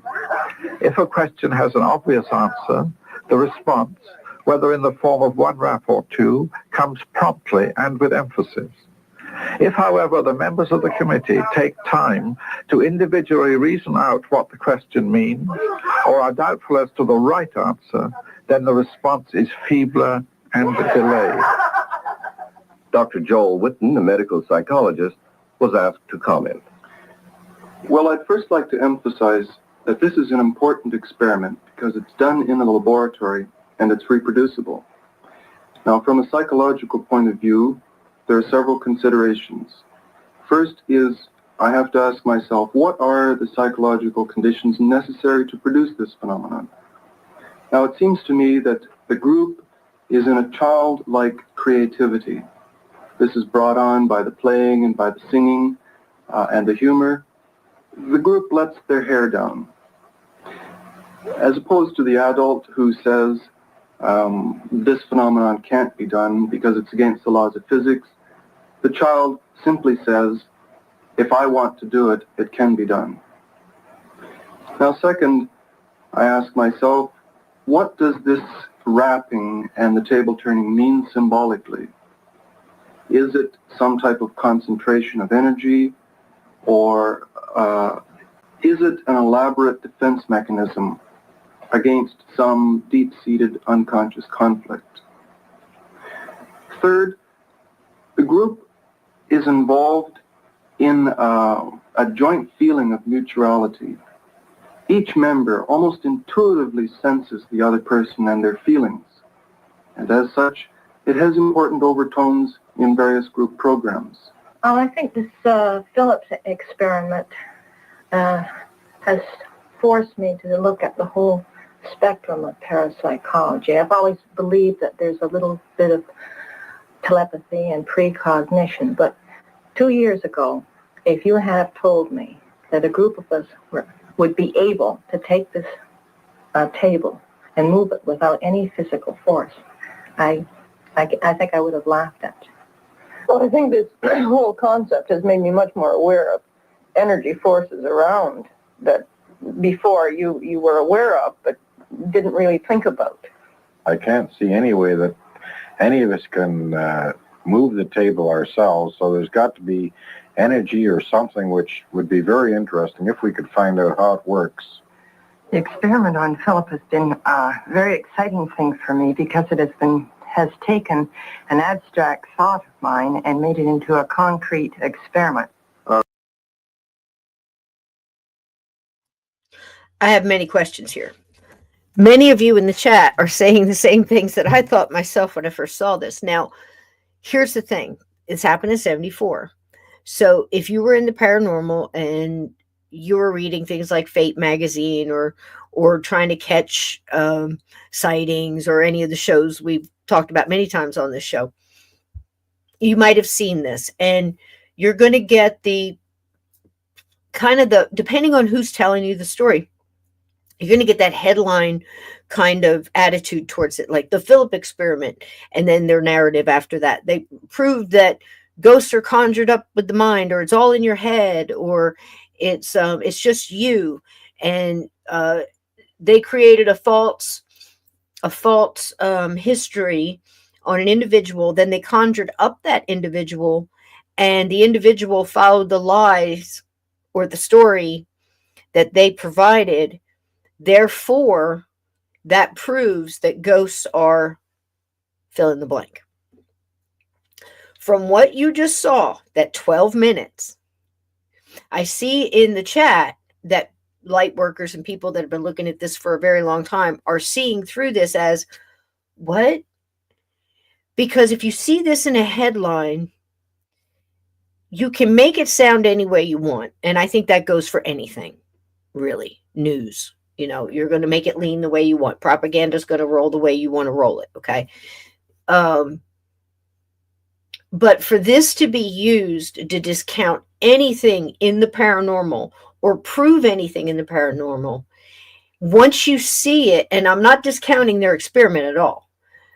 What I'm saying is I'm discounting the naysayers that use this as a prop to prop up their theory that ghosts don't exist, because this doesn't prove anything to me one way or the other. What it does tell me, this is just my opinion now, what it does tell me is you had a group of people that once brought together that supposedly had no interest in this subject could come together and think, okay, well, we're here, this table's moving, we're not moving it. There's no mechanical whatever. I'm sure they did all the tests and the studies and whatever. But knowing that we know and what we think we know and what we're understanding at this moment in our consciousness at this time about ghosts, this could be anything. It could be somebody in the group with abilities that's making the sound on the table and not even realizing it. It could be people in the group that have abilities and don't realize it. And you've got, like I said earlier, you've got ghosts in the area, ghosts in the home, ghosts that follow them, ghosts, whatever, that are just hanging out and going, yeah, I'll rap on your table. I'll move the table for attention, because what is it getting? It's getting energy. It's getting juiced up. They're not even scared, but they're giving off energy. And when they're singing and they're doing these other things and all talking at the same time and just rattling on, like I said, it almost sounds like a whole barn full of chickens. You're getting that energy. It could be that. It could be 10,000 other things. But no longer will you let this be used. Because I've had it used against me before, and I'm like, no, you don't understand. You've never seen it. You didn't read the documents that came from it. The long-winded, that's me saying that, explanations of the psychology and everything that's in this group. Again, we could roll it any way you want, but it doesn't prove or disprove anything to me. And now that you see it for what it is, and I think that's true with anything, it's like you're really scared, of the boogeyman in the closet till you find out it's, the air vent or something moving close. Wrong group to use, seasoned. Here we go, Mike. Wrong group to use, seasoned researchers who stay neutral and don't feed any info. That's an intriguing experience. Yes, that's what I'm saying too. But what I don't want to try to disprove here and not leave you with this thought in your head is I'm not saying that this can't happen with a group of people at a table. This is not normally what happens at a table tipping. It depends on the people, and it depends on the people running it, and the intent in the room and the whole purpose for the event. But this has not been my experience in table tipping with multiple different people. It can happen like this. Okay. I've seen a table walk across the room and nobody was doing it. But what it is harder to prove than that it happened, because everybody's in the room and it happened, right? Then when you start getting information, when I usually do it, there's mediums in the room that are picking up information from the spirit that's doing it. And we're able to give information to the people in the room that are supposed to get the message. It's a whole different situation. In this case, I don't understand. It seems to me like they're almost psychologically torturing this thing. Well, don't you love Doris? You love Doris. Knock on the table if you love Doris. Did you bring Maggie with you? Are you sad that you killed Maggie? Maggie didn't even exist. This thing didn't even exist. And these people are creating some kind of, guiding light episode about this family, this woman burning to death. And this guy loved her and died with guilt. And I don't know. It's so wild. That's the part that intrigues me. It's almost like we said in the beginning, they're creating a tulpa. And I'm wondering, in the case of some of the ghosts that we've seen that were earthbound, we're still trying to get their druthers together and understanding what's going on with them. And they're trying to sort out their own psychological salad, right? They walk into a room with these wankers, and they're all talking at the same time, and they're going, Philip, don't you love Dorothy? Do you remember Dorothy? You had Dorothy killed. Did I? Did I? Dorothy? I must have loved her. Oh my gosh, yes. I killed her. That must be why I'm what are you doing? This is so irresponsible. I'm just like, stop this nonsense. But here we go. Again, we'll take a few more minutes to this, because you get it really good and ingrained into your head that this was an utter convention. No offense to the people involved, or anybody that might still be living. It's offered an alternative explanation to me to the theory of spirits of the dead causing hauntings. The hauntings seem to be real, but I have no faith in the departed spirits theory.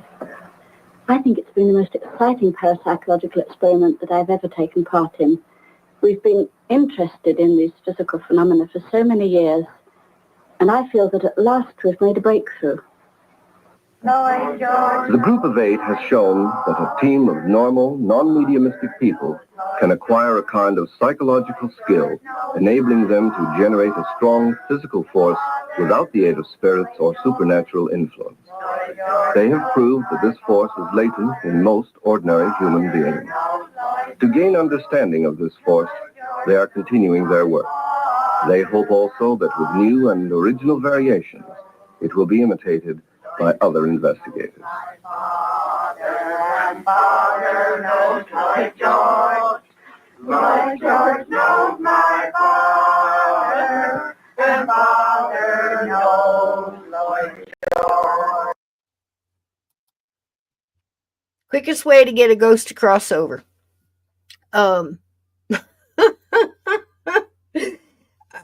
I just don't know what to say. Here's another thing. When you take the Philip experiment, as you are seeing, okay, with your own eyes and hearing it with your own ears, right? And then you look at some of these podcasts that come out here and they've got like great art up front. You know, it's like this massive, just mean looking Philip, you know, and you know they've got all this stuff. The Philip experiment, when one day when a group of strangers conjured a spirit out of thin air, you know. No, they didn't. No, they didn't. This group, I'm sorry, I think the Borley group and any group that Peter Underwood put together was probably had a lot more attainable evidence, so you know, tangible evidence of whatever. This felt to me like we got together, you know, we had a little Entenmann's, somebody made some coffee, you know, we had some coffee, maybe a nice Jell-O mold passed around, maybe some cake, you know. It was something to do on a Thursday night, and they're all just having a great time. I think that energy would draw anybody in any group. Ask Mike. In any group, and you get together, there's always stuff around. Whether they're interacting with you or not, they are there. Listen, there's ghosts everywhere. And some are not stuck. We all know that. But in this case, I think that they were probably putting off enough when they got together, and there was something paying attention. There was definitely something reacting, because you're not doing that table with your mind. And that's, to me, in my non-professional opinion, there's not one person doing that table that way. I've been involved in these things. I've been in really good table tippings. I've been in that were just absolutely mind-blowing. I think they had something going on here. I think if maybe they had somebody that was a little bit more on the side of the ghost to say, okay, well, if we're going to do this experiment, let's do this. Let's do what the first thing. First of all, we need to get a talking feather here, because we're not all talking at the same time. And we need to get some new songs. Other than that, you know, because at one point in time, they do 99 bottles of beer on the wall. I will not put you through it. You're welcome. So I don't, you know, I could see singing a song of the time of the entity, maybe, you know, along those lines, but maybe do that experiment, and then do one that you can get your bass, and then do one over here where we're just have maybe a sensitive come in, somebody who knows a little bit more about putting protection down, getting the vibration in the room all kind of humming at the right note, if you know what I'm saying. Why are you there gathered? Because if you're going to walk in a room with all kind of mismatched, a potpourri of feelings, and why you're there, you know, you got your scientists that are coming in with their little briefcase. They always used to carry a briefcase in the 70s. You know, and they've got their papers, and they've got their thoughts and their theories, and, you know, this is nonsense, and I'm just here for the Jell-O mold. You know, that kind of, you know, that I'm all in on the Jell-O mold. This is nonsense, you know. And you got your women in there with their turtlenecks and their sweater, you know. And, you know, they're out. The husband's home with the kids. I'm out tonight. You know, I made the Jell-O. this is a night out for me. I'm going to put my hands on the table and we're going to see what happens. The fact that they absolutely drove whatever the hell this entity was to the maximum of bonkers. And they actually take this show on the road, folks, on the freaking road. There's a thing on here where they go on a talk show and they bring Philip with them. And if I can get it to that point, you've got to see this because it's a perfect ending for this. And again, I want it to be known. I am not making fun of them. They put it out there. Here it is. What I'm making fun of, and I want it to be clear, if I'm making fun of anything at all, it's the people that come out and put this out as some kind of definitive proof of anything. The only thing that it proves to me is that a good time can be had with with a card table and a Jello mold. Because I'd do this, but I'd be just telling everybody. I don't know what the hell you think you're proving here, but there's 3 ghosts over in the corner that wouldn't mind if I went over there and talked to them a little bit. Maybe we can get something actually done here. But y'all go ahead. So anyway, it's just funny to know. Special people who explore that shadowy world that lies on the border between science and superstition, the known and the unknown. Too good. On the program today, you won't believe it, our guest is a talking table named Philip. Now, just a moment. Before you tune out, I haven't freaked out completely. We'll explain who and what Philip, the talking table, is. I have a guest in human form, Mrs. Iris Owen of the Toronto Society for Psychical Research. And, of course, Iris, we've worked together in the society for some time now. Tell us about Philip, the talking table, the imaginary ghost, how the whole thing started. Well, it sounds absolutely crazy, of course, but in fact it is a serious scientific experiment. And George and I, my husband, have been interested in this field for many years. And let me say, Iris, because you might be too modest, that your husband, George Owen, is a distinguished parapsychologist, as well as being a noted scientist in other areas. Yes, indeed. And we were very fortunate to come to Canada 5 years ago to devote most of our time to the fringe areas of science, and particularly parapsychology. Just real quick, my friends in Canada, have you guys heard of this author, Owen? I would love to read more on the parapsychologist, the gentleman, Owen, who is married to this lady. They came up with this whole experiment because there's not a lot written that I can get a hold of. Maybe friends in Canada know a little bit more about this. Was he like a Hans Holzler of the time? Because it was the same time, 74. What was going on parapsychology in Canada? And again, this whole thing, I believe, was set up to prove that there is no ghost, that ghosts are a manifestation of our own thoughts. And I do believe that as far as our thoughts can manifest things, thoughts can change your whole trajectory. Then thoughts can change everything of just walking in a room and having, different results from different experiments in anything paranormal, supernatural. Absolutely. But again, to say that in any way, definitive way, that this proves or disproves anything, I would love to see what his thought was at the beginning and at the end. So if anybody has that information, or if you know that he was he well known, like, say, you throw his name around like the Warrens and Hans Holzler and Peter Underwood in the UK, and of course, Harry Price and different Edgar Cayce's. Was he that famous, Owen? All right.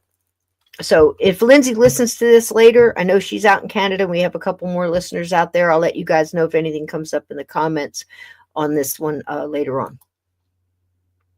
Very interesting. And this actual experiment arose out of a discussion we were having one night on what was the nature of a ghost. And it followed the investigation that we had done in Toronto of a haunted house where, in fact, some of our investigating team had seen what they thought was an hallucination or a ghost. And we discussed what it could be, Was it really the spirit of departed people? And we couldn't believe that this was so. But if it was an hallucination, which was the conclusion we came to, we said to ourselves, well, why can't we create our own hallucination? If we could create a hallucination ourselves, then we would know a bit more about this. So you decided to try to make... We decided to try and make our own ghost. And we called the group that were doing it the Ghost Creating Group. Well, we didn't know at first how to go about it. There aren't any sort of do-it-yourself ideas about this. No on-the-job training in making ghosts. No. And so we decided that if we were going to prove that it wasn't a departed spirit, we had to invent a story. We had to invent a character. And not even a well-known storybook character would do. And one of our... Ted, I'm going to attempt to answer that. I'm pretty sure it's a rule that anybody that has the queen on their money has to speak like this, but I'm not sure. It may just be it may just be an ugly rumor. Group Sue, who has a beautiful imagination, invented our ghost for us. And then we spent a year, and I mean 1 night every week for a whole year, we spent in meditation and thinking about our ghost and trying to conjure up a vision of him. Now, you had a character, you invented him, Yeah. you gave him a name, Philip, and you gave him a history. Then you tried to get him to communicate. This was the idea. All right, what was the history of Philip? Well, we set him in the 1500s in England at the time of Oliver Cromwell. He was a cavalier. He had been a supporter of Charles. He was married to a beautiful and frigid wife, Dorothea, married for the sake of joining the estates. And he, while riding around his estates one day, he met a beautiful gypsy girl, Margot, dark-eyed, beautiful gypsy girl, and he fell instantly in love with her, took her back to the castle where he hid her in the stables or in the dower house, and later his wife discovered her and blamed her charged her with being a witch, charged her with witchcraft and said she'd stolen her husband. And Philip himself was too concerned both for his own personal safety. By then Cromwell was on the throne, and also for the financial side of his estates to defend her.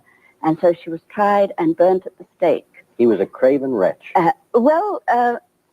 We didn't think he was quite that craven. As a matter of fact, he was so distraught afterwards that he finally jumped from the battlements of the castle one night. His body was found at the foot of the battlements.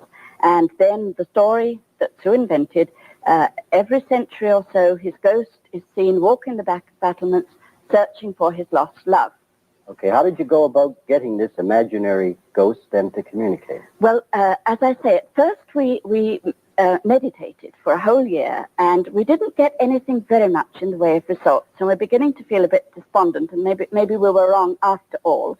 And then we came across some work of some English experimenters in the British Society for Psychical Research some 8 to 9 years ago, where they had worked on an experiment to make a table rise, levitate a table. They were working on what we call, in the trade I was going to say, but as parapsychologists, the physical phenomena, rappings, movements, the sound of trumpets, the kind of thing that happened a great deal in the Victorian-type seance room in the Victorian days, when spiritualism began and when this kind of thing was, in fact, more of a parlor game than anything in its beginning.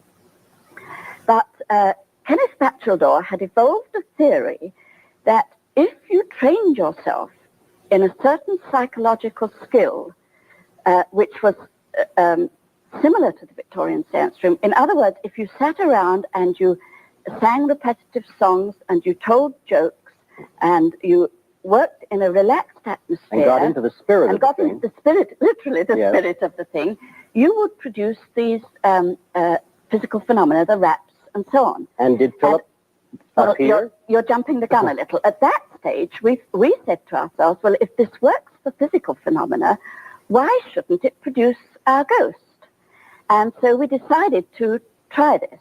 Now, we read the literature very thoroughly, and there are many, many papers on it, and there is a philosophical reasoning as to why it works, and this is too short a program for me to explain it. But we tried it, and the first sitting or two, we were a little bit self-conscious. It's not very easy. We're all serious, scientifically minded people, really, and to sit around and do all this sort of nonsense. Talk to a table. Talk to a table wasn't there.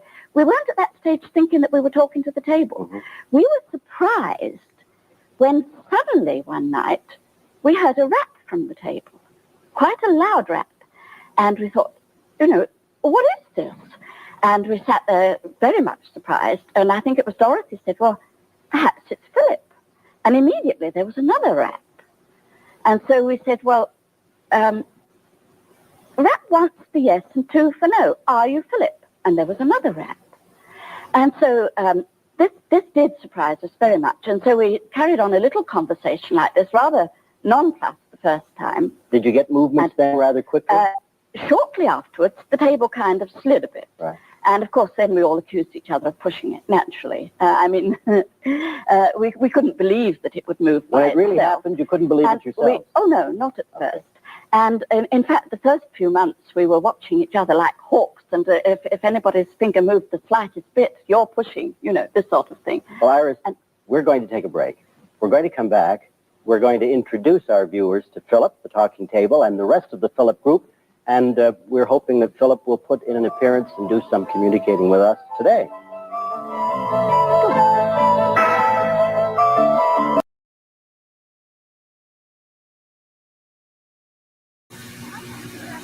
Give a nice, big, loud one for the cameras, and we'll all be quiet. Come on. Here we are, and my guest is Philip, the talking table, and his 8 friends, and you're going to be introduced to each one of them in a moment. But right now, Philip has been communicating through some raps. Come on, Philip. A real loud one. Come on. Very loud. Say hello. Come on, say hello. That's right. Now do it louder. Say hello to all the people. It's a big audience you've got out there. Say hello to everybody. Come on. Really loud. Come on, show up. Come on, Philip. Bring it up. You know you're a ham actor. Come on, you can say it. You can do it. A really loud one. No, we don't want you to move. We want lots of nice, loud raps. Come on. Come on. Let's sing a real loud one. We'll sing your song. No. Will he say hello to each one of you in turn? Why don't we go around the table, each one of you give your name, and say hello to Philip, and we'll ask Philip to respond. Oh, that's starting with you, Iris. Hello, Philip. This is Iris. You know me. Say hello. No, he's not. Hi, Philip. This is Sydney. You going to say hi today? Where's the little one? There's the little one, yeah. I should say we've got a microphone under the table to pick up these pings or raps. Andy? It's Andy Henry here. No. Going to say hi to me? You said it before you spoke. Yeah, Okay. No, you were responding to Hello. Alan. Go on. Hello, Philip. It's Bernice. You going to say hello tonight? You got one? A little bit louder, please. Louder, Philip. Lauren? Hello, Warren Henlon. Hello, Philip. Did we get one there? He's not talking for you. Nope. You try it. Hello, Philip. Sal. That's a nice one for Al. He likes Al. A little louder, Philip, if you please. Hi, Philip. It's Dorothy here. Oh, there's one. Yes. Hello, Philip. It's Sue. Oh, right. Now say hello to Alan. Hello, Philip. Here's a good Nice, one. good one. Oh, another one. Now, I think we should say that these raps have come in a number of different circumstances with outside witnesses present, including a psychiatrist, and they have agreed that the raps do indeed seem to come from inside the table. They're not being produced by anybody here. The microphone is picking up these raps, and they appear to come from inside the table. Well, if you can see that all our hands are absolutely still, and we're standing up, and our feet are on a carpeted floor, so nobody could be kicking or tapping or the sort of things that are usually alleged in these. Right. Why don't you rev it up and see if Philip will put on some antics for us? Oh, I'm sure he will. Come on, there's nothing he likes better. Now, mind, There's a microphone underneath. Come on. Show them what you can do. Come on, Philip. come on, right up. Right in the air. Right up in the air and then just prove it. Come on, yeah, Junior Birdman. Up in the air, up right up. Up in the air, Junior Birdman.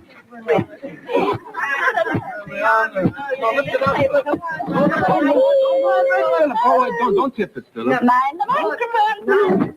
Over right on your on. Up in the air. Come on, back the other way. Come on, back again. Bring it back here, The other way. please. Come on, mind the microphone. Let's listen. The host, How many no. tables The have you host. demolished since you started? No, we've demolished quite a number. No, I should say that I was present on one occasion when you were using a rather heavy wooden table and the leg broke off it that night. That's right, yes. And we actually we have used 2 or 3 heavy wooden tables, but one of the troubles Philip, don't And Philip turned the table right upside down. Right upside down. Come on, turn it over. Up, okay, right over. Right over. Over. Right over, Philip. Right over, Philip. Right over. Come on. No, not No, that way. don't break the That leg. way. Mind the microphone. Right over. Come on, Philip. Come on, right over. Right over. I Knock it don't over. think you can move that legs in and Check it over. Don't knock him, Mike. What are you doing? Get away. That's it. Go and get Sydney. Go on, chase Sydney then. Chase Sydney. Get Come on, away. Sheila. That's Al touching your leg. Now, in some experiments, you have put paper doilies on the table Yes. under your hands, haven't you? Yes, this is to keep To show that you couldn't possibly be applying pressure or friction. That's right, yes. And yet the table has bounced around the same way. around just the And same things way. can You stay know. on the table, too. And sometimes things will stick to the table. If we put a sweet or something like this, it will stick even though there's a table. Suppose I put my ring on there. Did she just say sometimes we stick a sweet to the table? And sometimes a sweet, which is candy, sticks to the, okay. Here's the thing, guys. The reason I'm laughing is not because I don't think a table can move with a group of people around. I am not laughing at table tipping whatsoever. Like I said, I have been in multiple situations where table tipping was used correctly and wonderful outcomes, life-changing experiences, nobody screwing around, did all the things. I have no clue what's going on here. So many things could be happening. Do I think a spirit is attached to this table? Is it possible? Anything like that is possible. It could be a chair cushion, whatever. It's whatever has the energies drawn it. These, look at 1, 2, 3, 4, 5. What do we got? 6 people, 7 people around this table. And now they're all focused on it. And they're all trying to get it to do something. Do I think it's possible that their thoughts, their consciousness, their direction, their focus could cause something like that to move? Absolutely. Do I know these people? Do I know that if one of these people have energy, PK abilities, some other kind of ability? I have no clue. I have no background. The combined energy alone. Yeah, not as big. Exactly, Anna. And that's just what I was going to say. Look here. She's usually right on with me as far as this kind of stuff, right? So the thing is their combined energy focusing in could change it. Remember what I talked about last week? The rubbing your hands together, feeling that energy, because we need to stimulate another sense sometimes to get us to understand or recognize another sense kicking in. And in this case, we're always grabbing things all day long. We don't really realize unless we take our hand and put it on something really cold and realize, wow, that's cold, or wow, that's hot. All day long, we go around and mindlessly touch things and feel things and don't even really stop to focus on it. It's just something we do offhandedly, pun intended. So these people might very well be experiencing the same thing. Now, the raps coming from within the table, that's different to me. The fact that it's bending and, there's a lot of force behind it. This could be anything. It could be a combination of any of those things. Do I think it's Philip? No. Do I think it's mean? Yeah. Because for what I said earlier, if you do have a spirit that's there, that's wandering around, and that's most likely what you're going to come in contact with if you are indeed contacting a ghost. And they're confused and they're not understanding, and they're just, oh, these people see me, they're talking to me. How sad is this? This is what burns my red-headed Native American ass. This is why I spent all this time doing this show or saving this show. And again, no, I'm not trying to hurt anybody's feelings here. If you have living relatives that were involved in this, just move the heck on. This is my opinion. But it's one of the things that I'm trying to do after 50 years of going through this and trying to understand, at the very least, for the love of God, let's stop using things because there was an experiment done, in a place in 1974 that became very famous, that proved one way or another about anything, because now you see it for what it really is. And again, not dissing it. Looks like a good time. Myself, I wouldn't be able to stay in the room, dead or alive. I'd have cut out of there the minute everybody started talking at one time, and there's way too much polyester in that room for me. But that's my own personal choice. And second of all, I'd be sitting right there on the couch with my hands folded going, what are you fools doing? How do you know you're talking to Phil? And what if this is some poor schmuck named Dave that lost his memory, and, he had a little bit of it left after wandering the earth for whatever the hell time he's been doing it. And he thought he was a farmer from Albuquerque, but you've convinced him he's some dead guy that got his girlfriend burned as a witch, and now he's supposed to feel guilty about it. That's a lot of burden to put on a dead person. There's responsibility attached to this. This isn't just some fly-by-night reason to get together for, Sanka and Entenmann's or Jello. This is my opinion. This is my experience. And this is what ticks me off about the paranormal in one way. And what I mean is sometimes we put a little bit too much emphasis and just repeat names or repeat theories without having the substance behind it to go, wow, that must have been the Philip experiment. Again, not dissing it. These are parapsychologists. These are professional people with paperwork and everything. So who the hell am I to say anything against anything that they would do? But it feels very much the same to me as, say, the Sally House, where everybody's sitting in the room and they've got all these cameras, and this poor guy, his schmuck, is sitting in the damn folding chair in his own friggin' house with no shirt on, and his wife going, please respect my privacy, but I just can't get enough. Do you like my hair? And then here, let me leave my baby in the high chair in the kitchen.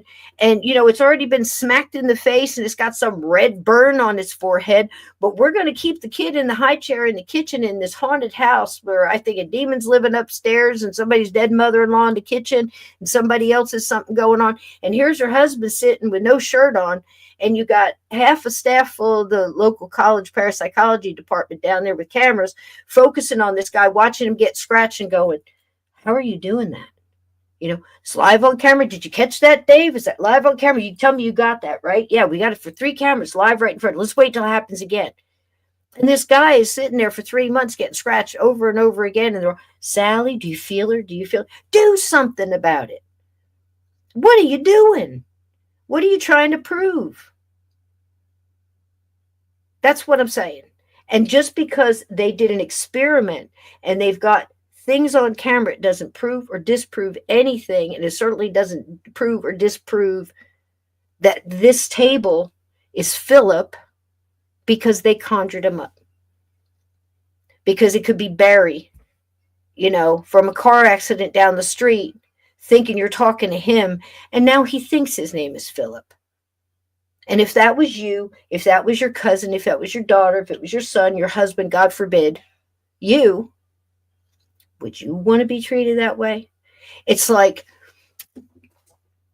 I had a friend that thought it was so funny.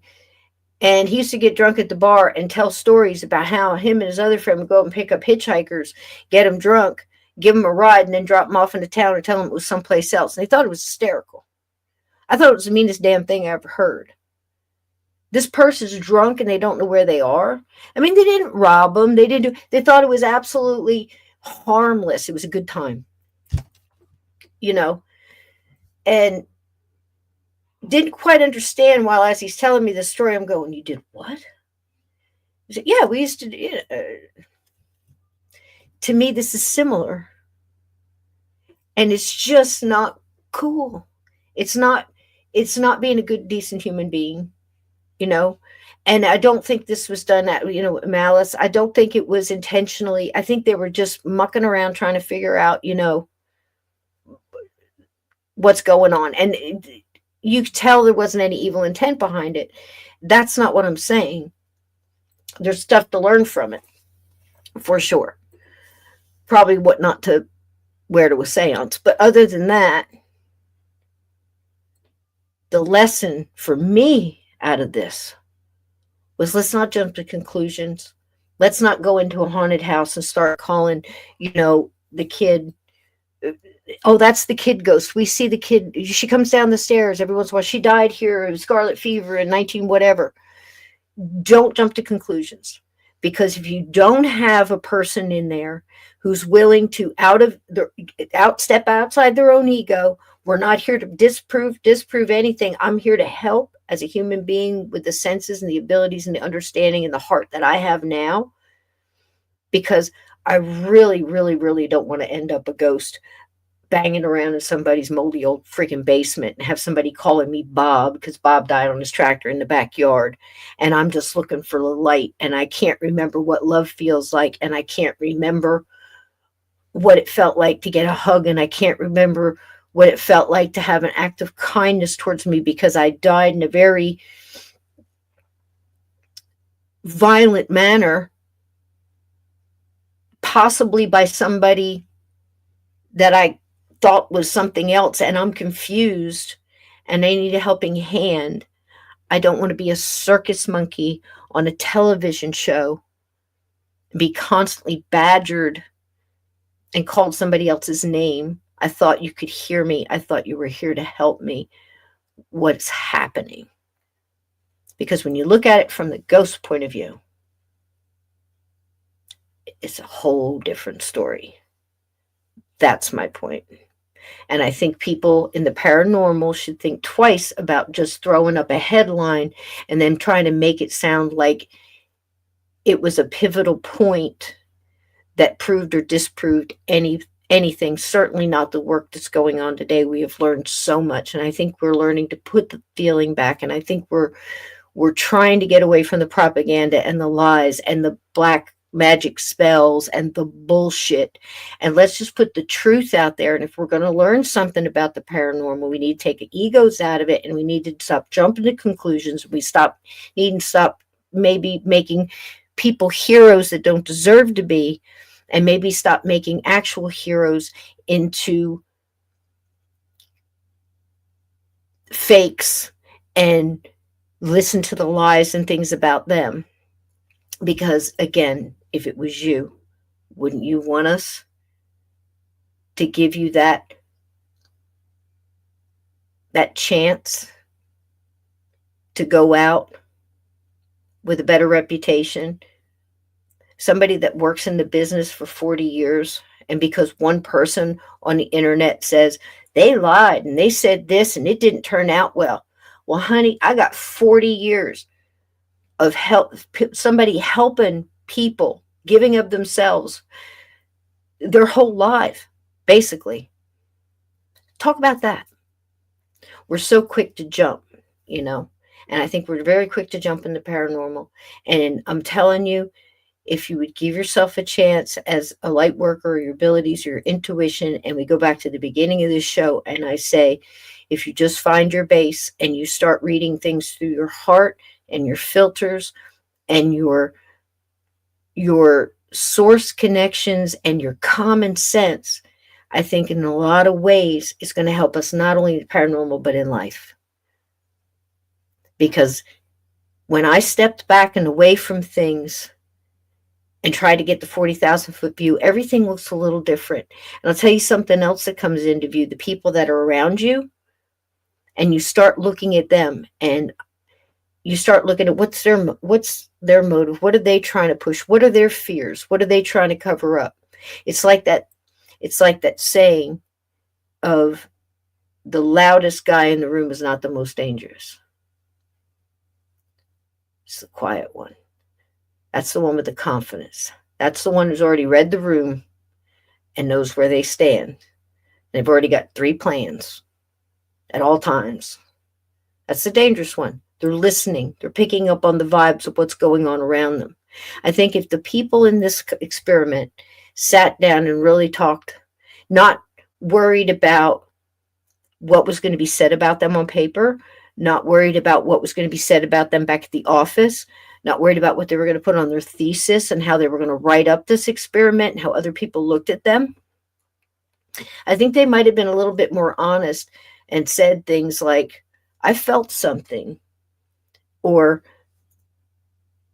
when we realized that we weren't moving the table, I was, and heard the raps to certain questions that we asked. And, I felt something different. I was changed through this experiment. When I walked out of this room, maybe I didn't take little miracles, little spirit signs and things like that, or looked at things a little differently when I left the room. Because in a lot of cases, if we let it, we can learn an awful lot from a situation like this. Not only how other people react and what they're willing to go through to protect what they really feel. If you can walk into a room with people that you trust and nobody's trying to one up the other one, everybody's just there with their skills and their heart, and you walk into a room and there is a ghost there that has been stuck, and you can communicate with that ghost for however little bit, because a lot of times it's not just the words, it's a lot of the feelings that's going through the room, and it's filtering through everybody in that room. Now you know why you need to know who you're standing with. Everybody in that room is putting their energy on that table, putting their energy into that investigation, into trying to sort what the haunting is all about. And it matters. It matters. I think they were getting reactions because of, like what Aunt Edna said, that focus. And it could have been one of them moving it. I don't know. Could have very well been a ghost just reacting to what they asked. How many times do you need me to knock on this table before I'll get an answer? And I'm going to start feeling what love is again. I'm getting attention, but now I'm just erratic and I'm all over the place. And the ghost adrenaline, if ghosts have adrenaline, their frequency is going haywire and crazy because they're into this and they're feeding off the energy of the group, right? But are they at the same time thinking, do I have to do all these things to get help? Because I'm not, where I should be. I feel like I'm not where I should be. Is this what I'm supposed to be doing? Is this all there is? Now I'm over here just banging on a table and listening to you guys mutter on, singing 99 bottles of beer. What is this, hell? Because I'm telling you what, it sure as would be to me. I'd be like, this can't be all there is. You know what I mean? So think about that. When you look at it from all those different perspectives, I think that puts everything right where it belongs in my eyes. Again, my opinion of where all this goes. And let's not take the headline of something like the Philip experiment. It proved this and this. Stop it. Honey, this proved a lot of things to me. Whether ghosts exist or not, one of them. I don't know how you looked at it. But again, no offense to anybody participating in this thing, but damn. Come on now. Just saying. So let's learn from that. Let's learn what not to do. Obviously, what not to wear at an investigation. And your mileage may vary. You might come away with this with something different. But I'd love to read the paperwork on this because I'm sure it's filled with a lot of paranormal word salad and a lot of thoughts on how all these people manifested this entity And I just don't know. I think they were talking to, maybe a dead janitor that was down there. Now thinks his name is Philip, and he got his girlfriend burnt at the stake, and his wife's pissed at him. So there you go. I love you all very much. I hope you had a wonderful week. I hope you are on the side of the sun is coming up instead of the sun going down. I'm feeling pretty damn good about things. I hope you are too. I hope we start seeing a little lighter load on everybody's backs. I wish everybody that is having this weather again. I mean, it almost looks like somebody got mad and retaliated, and I don't think it's God. But that's a show for another time. I hope everybody is well. I know a lot of people had to evacuate. There is flooding again in our sister states in Virginia and North Carolina, South Carolina, Alabama, Tennessee. Are you okay? I didn't hear too much about Tennessee, but it's possible. I hope you guys I wish everybody a strong roof over their head, full bellies, your loved ones cared for and safe. And for our friend who didn't make it tonight, I pray that I hear you came out of the emergency room and your emergency surgery well, and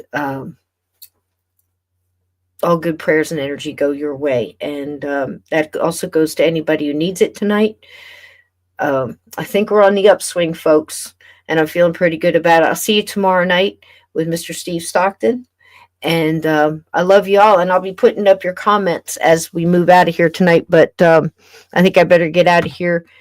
Thank you for allowing me to share that with you. It just blew my mind when I sat down a couple of days ago and I saw this documentary, and I looked at a lot of other podcasts, and I've heard, audio and things on it. They talked about it, and I know I'll get a lot of back flack from it. People come in and say, I'm a parapsychologist, and I get that all the time. And they say, well, I studied under this one, and it wasn't all like this. I'm not saying it was, dude. Check yourself. I'm not saying it was. I'm saying, first and foremost, understand Cisco. When I walk into a haunted house, I'm not there for the living. I'm there for the dead. I don't care what's going on. I will help you by helping this person. But here's my gig. There's not that many people out there that are willing to walk into the middle of a battlefield by themselves and go, come on, brothers. Who's willing to listen to me? I want to talk to the highest ranking individual that's willing to talk to me. Let's see how many of these people we can get going. That's what I'm interested in. I'm not interested in listening to somebody lecture me about how I shouldn't do that and they shouldn't go to the lake. Oh, I should leave them there. No man left behind. I'm sorry. I believe different, and I apologize. Free speech. You do you, I'll do me. But these brothers of mine, these sisters of mine that are still seeing here that I see, and maybe you can't, I feel their pain. I feel their confusion, their anxiety. I feel that they feel like they're left behind, and they're all on different levels. They have some that are just following the ones that do have a little bit more perception left. And I'll be doggone if you're going to come in there and you're going to start singing and making fun of them and trying to get them to do this and that, and by hurting them more just so you can get whatever it is you're after. I'm going to cross them. And if you don't like that, I apologize.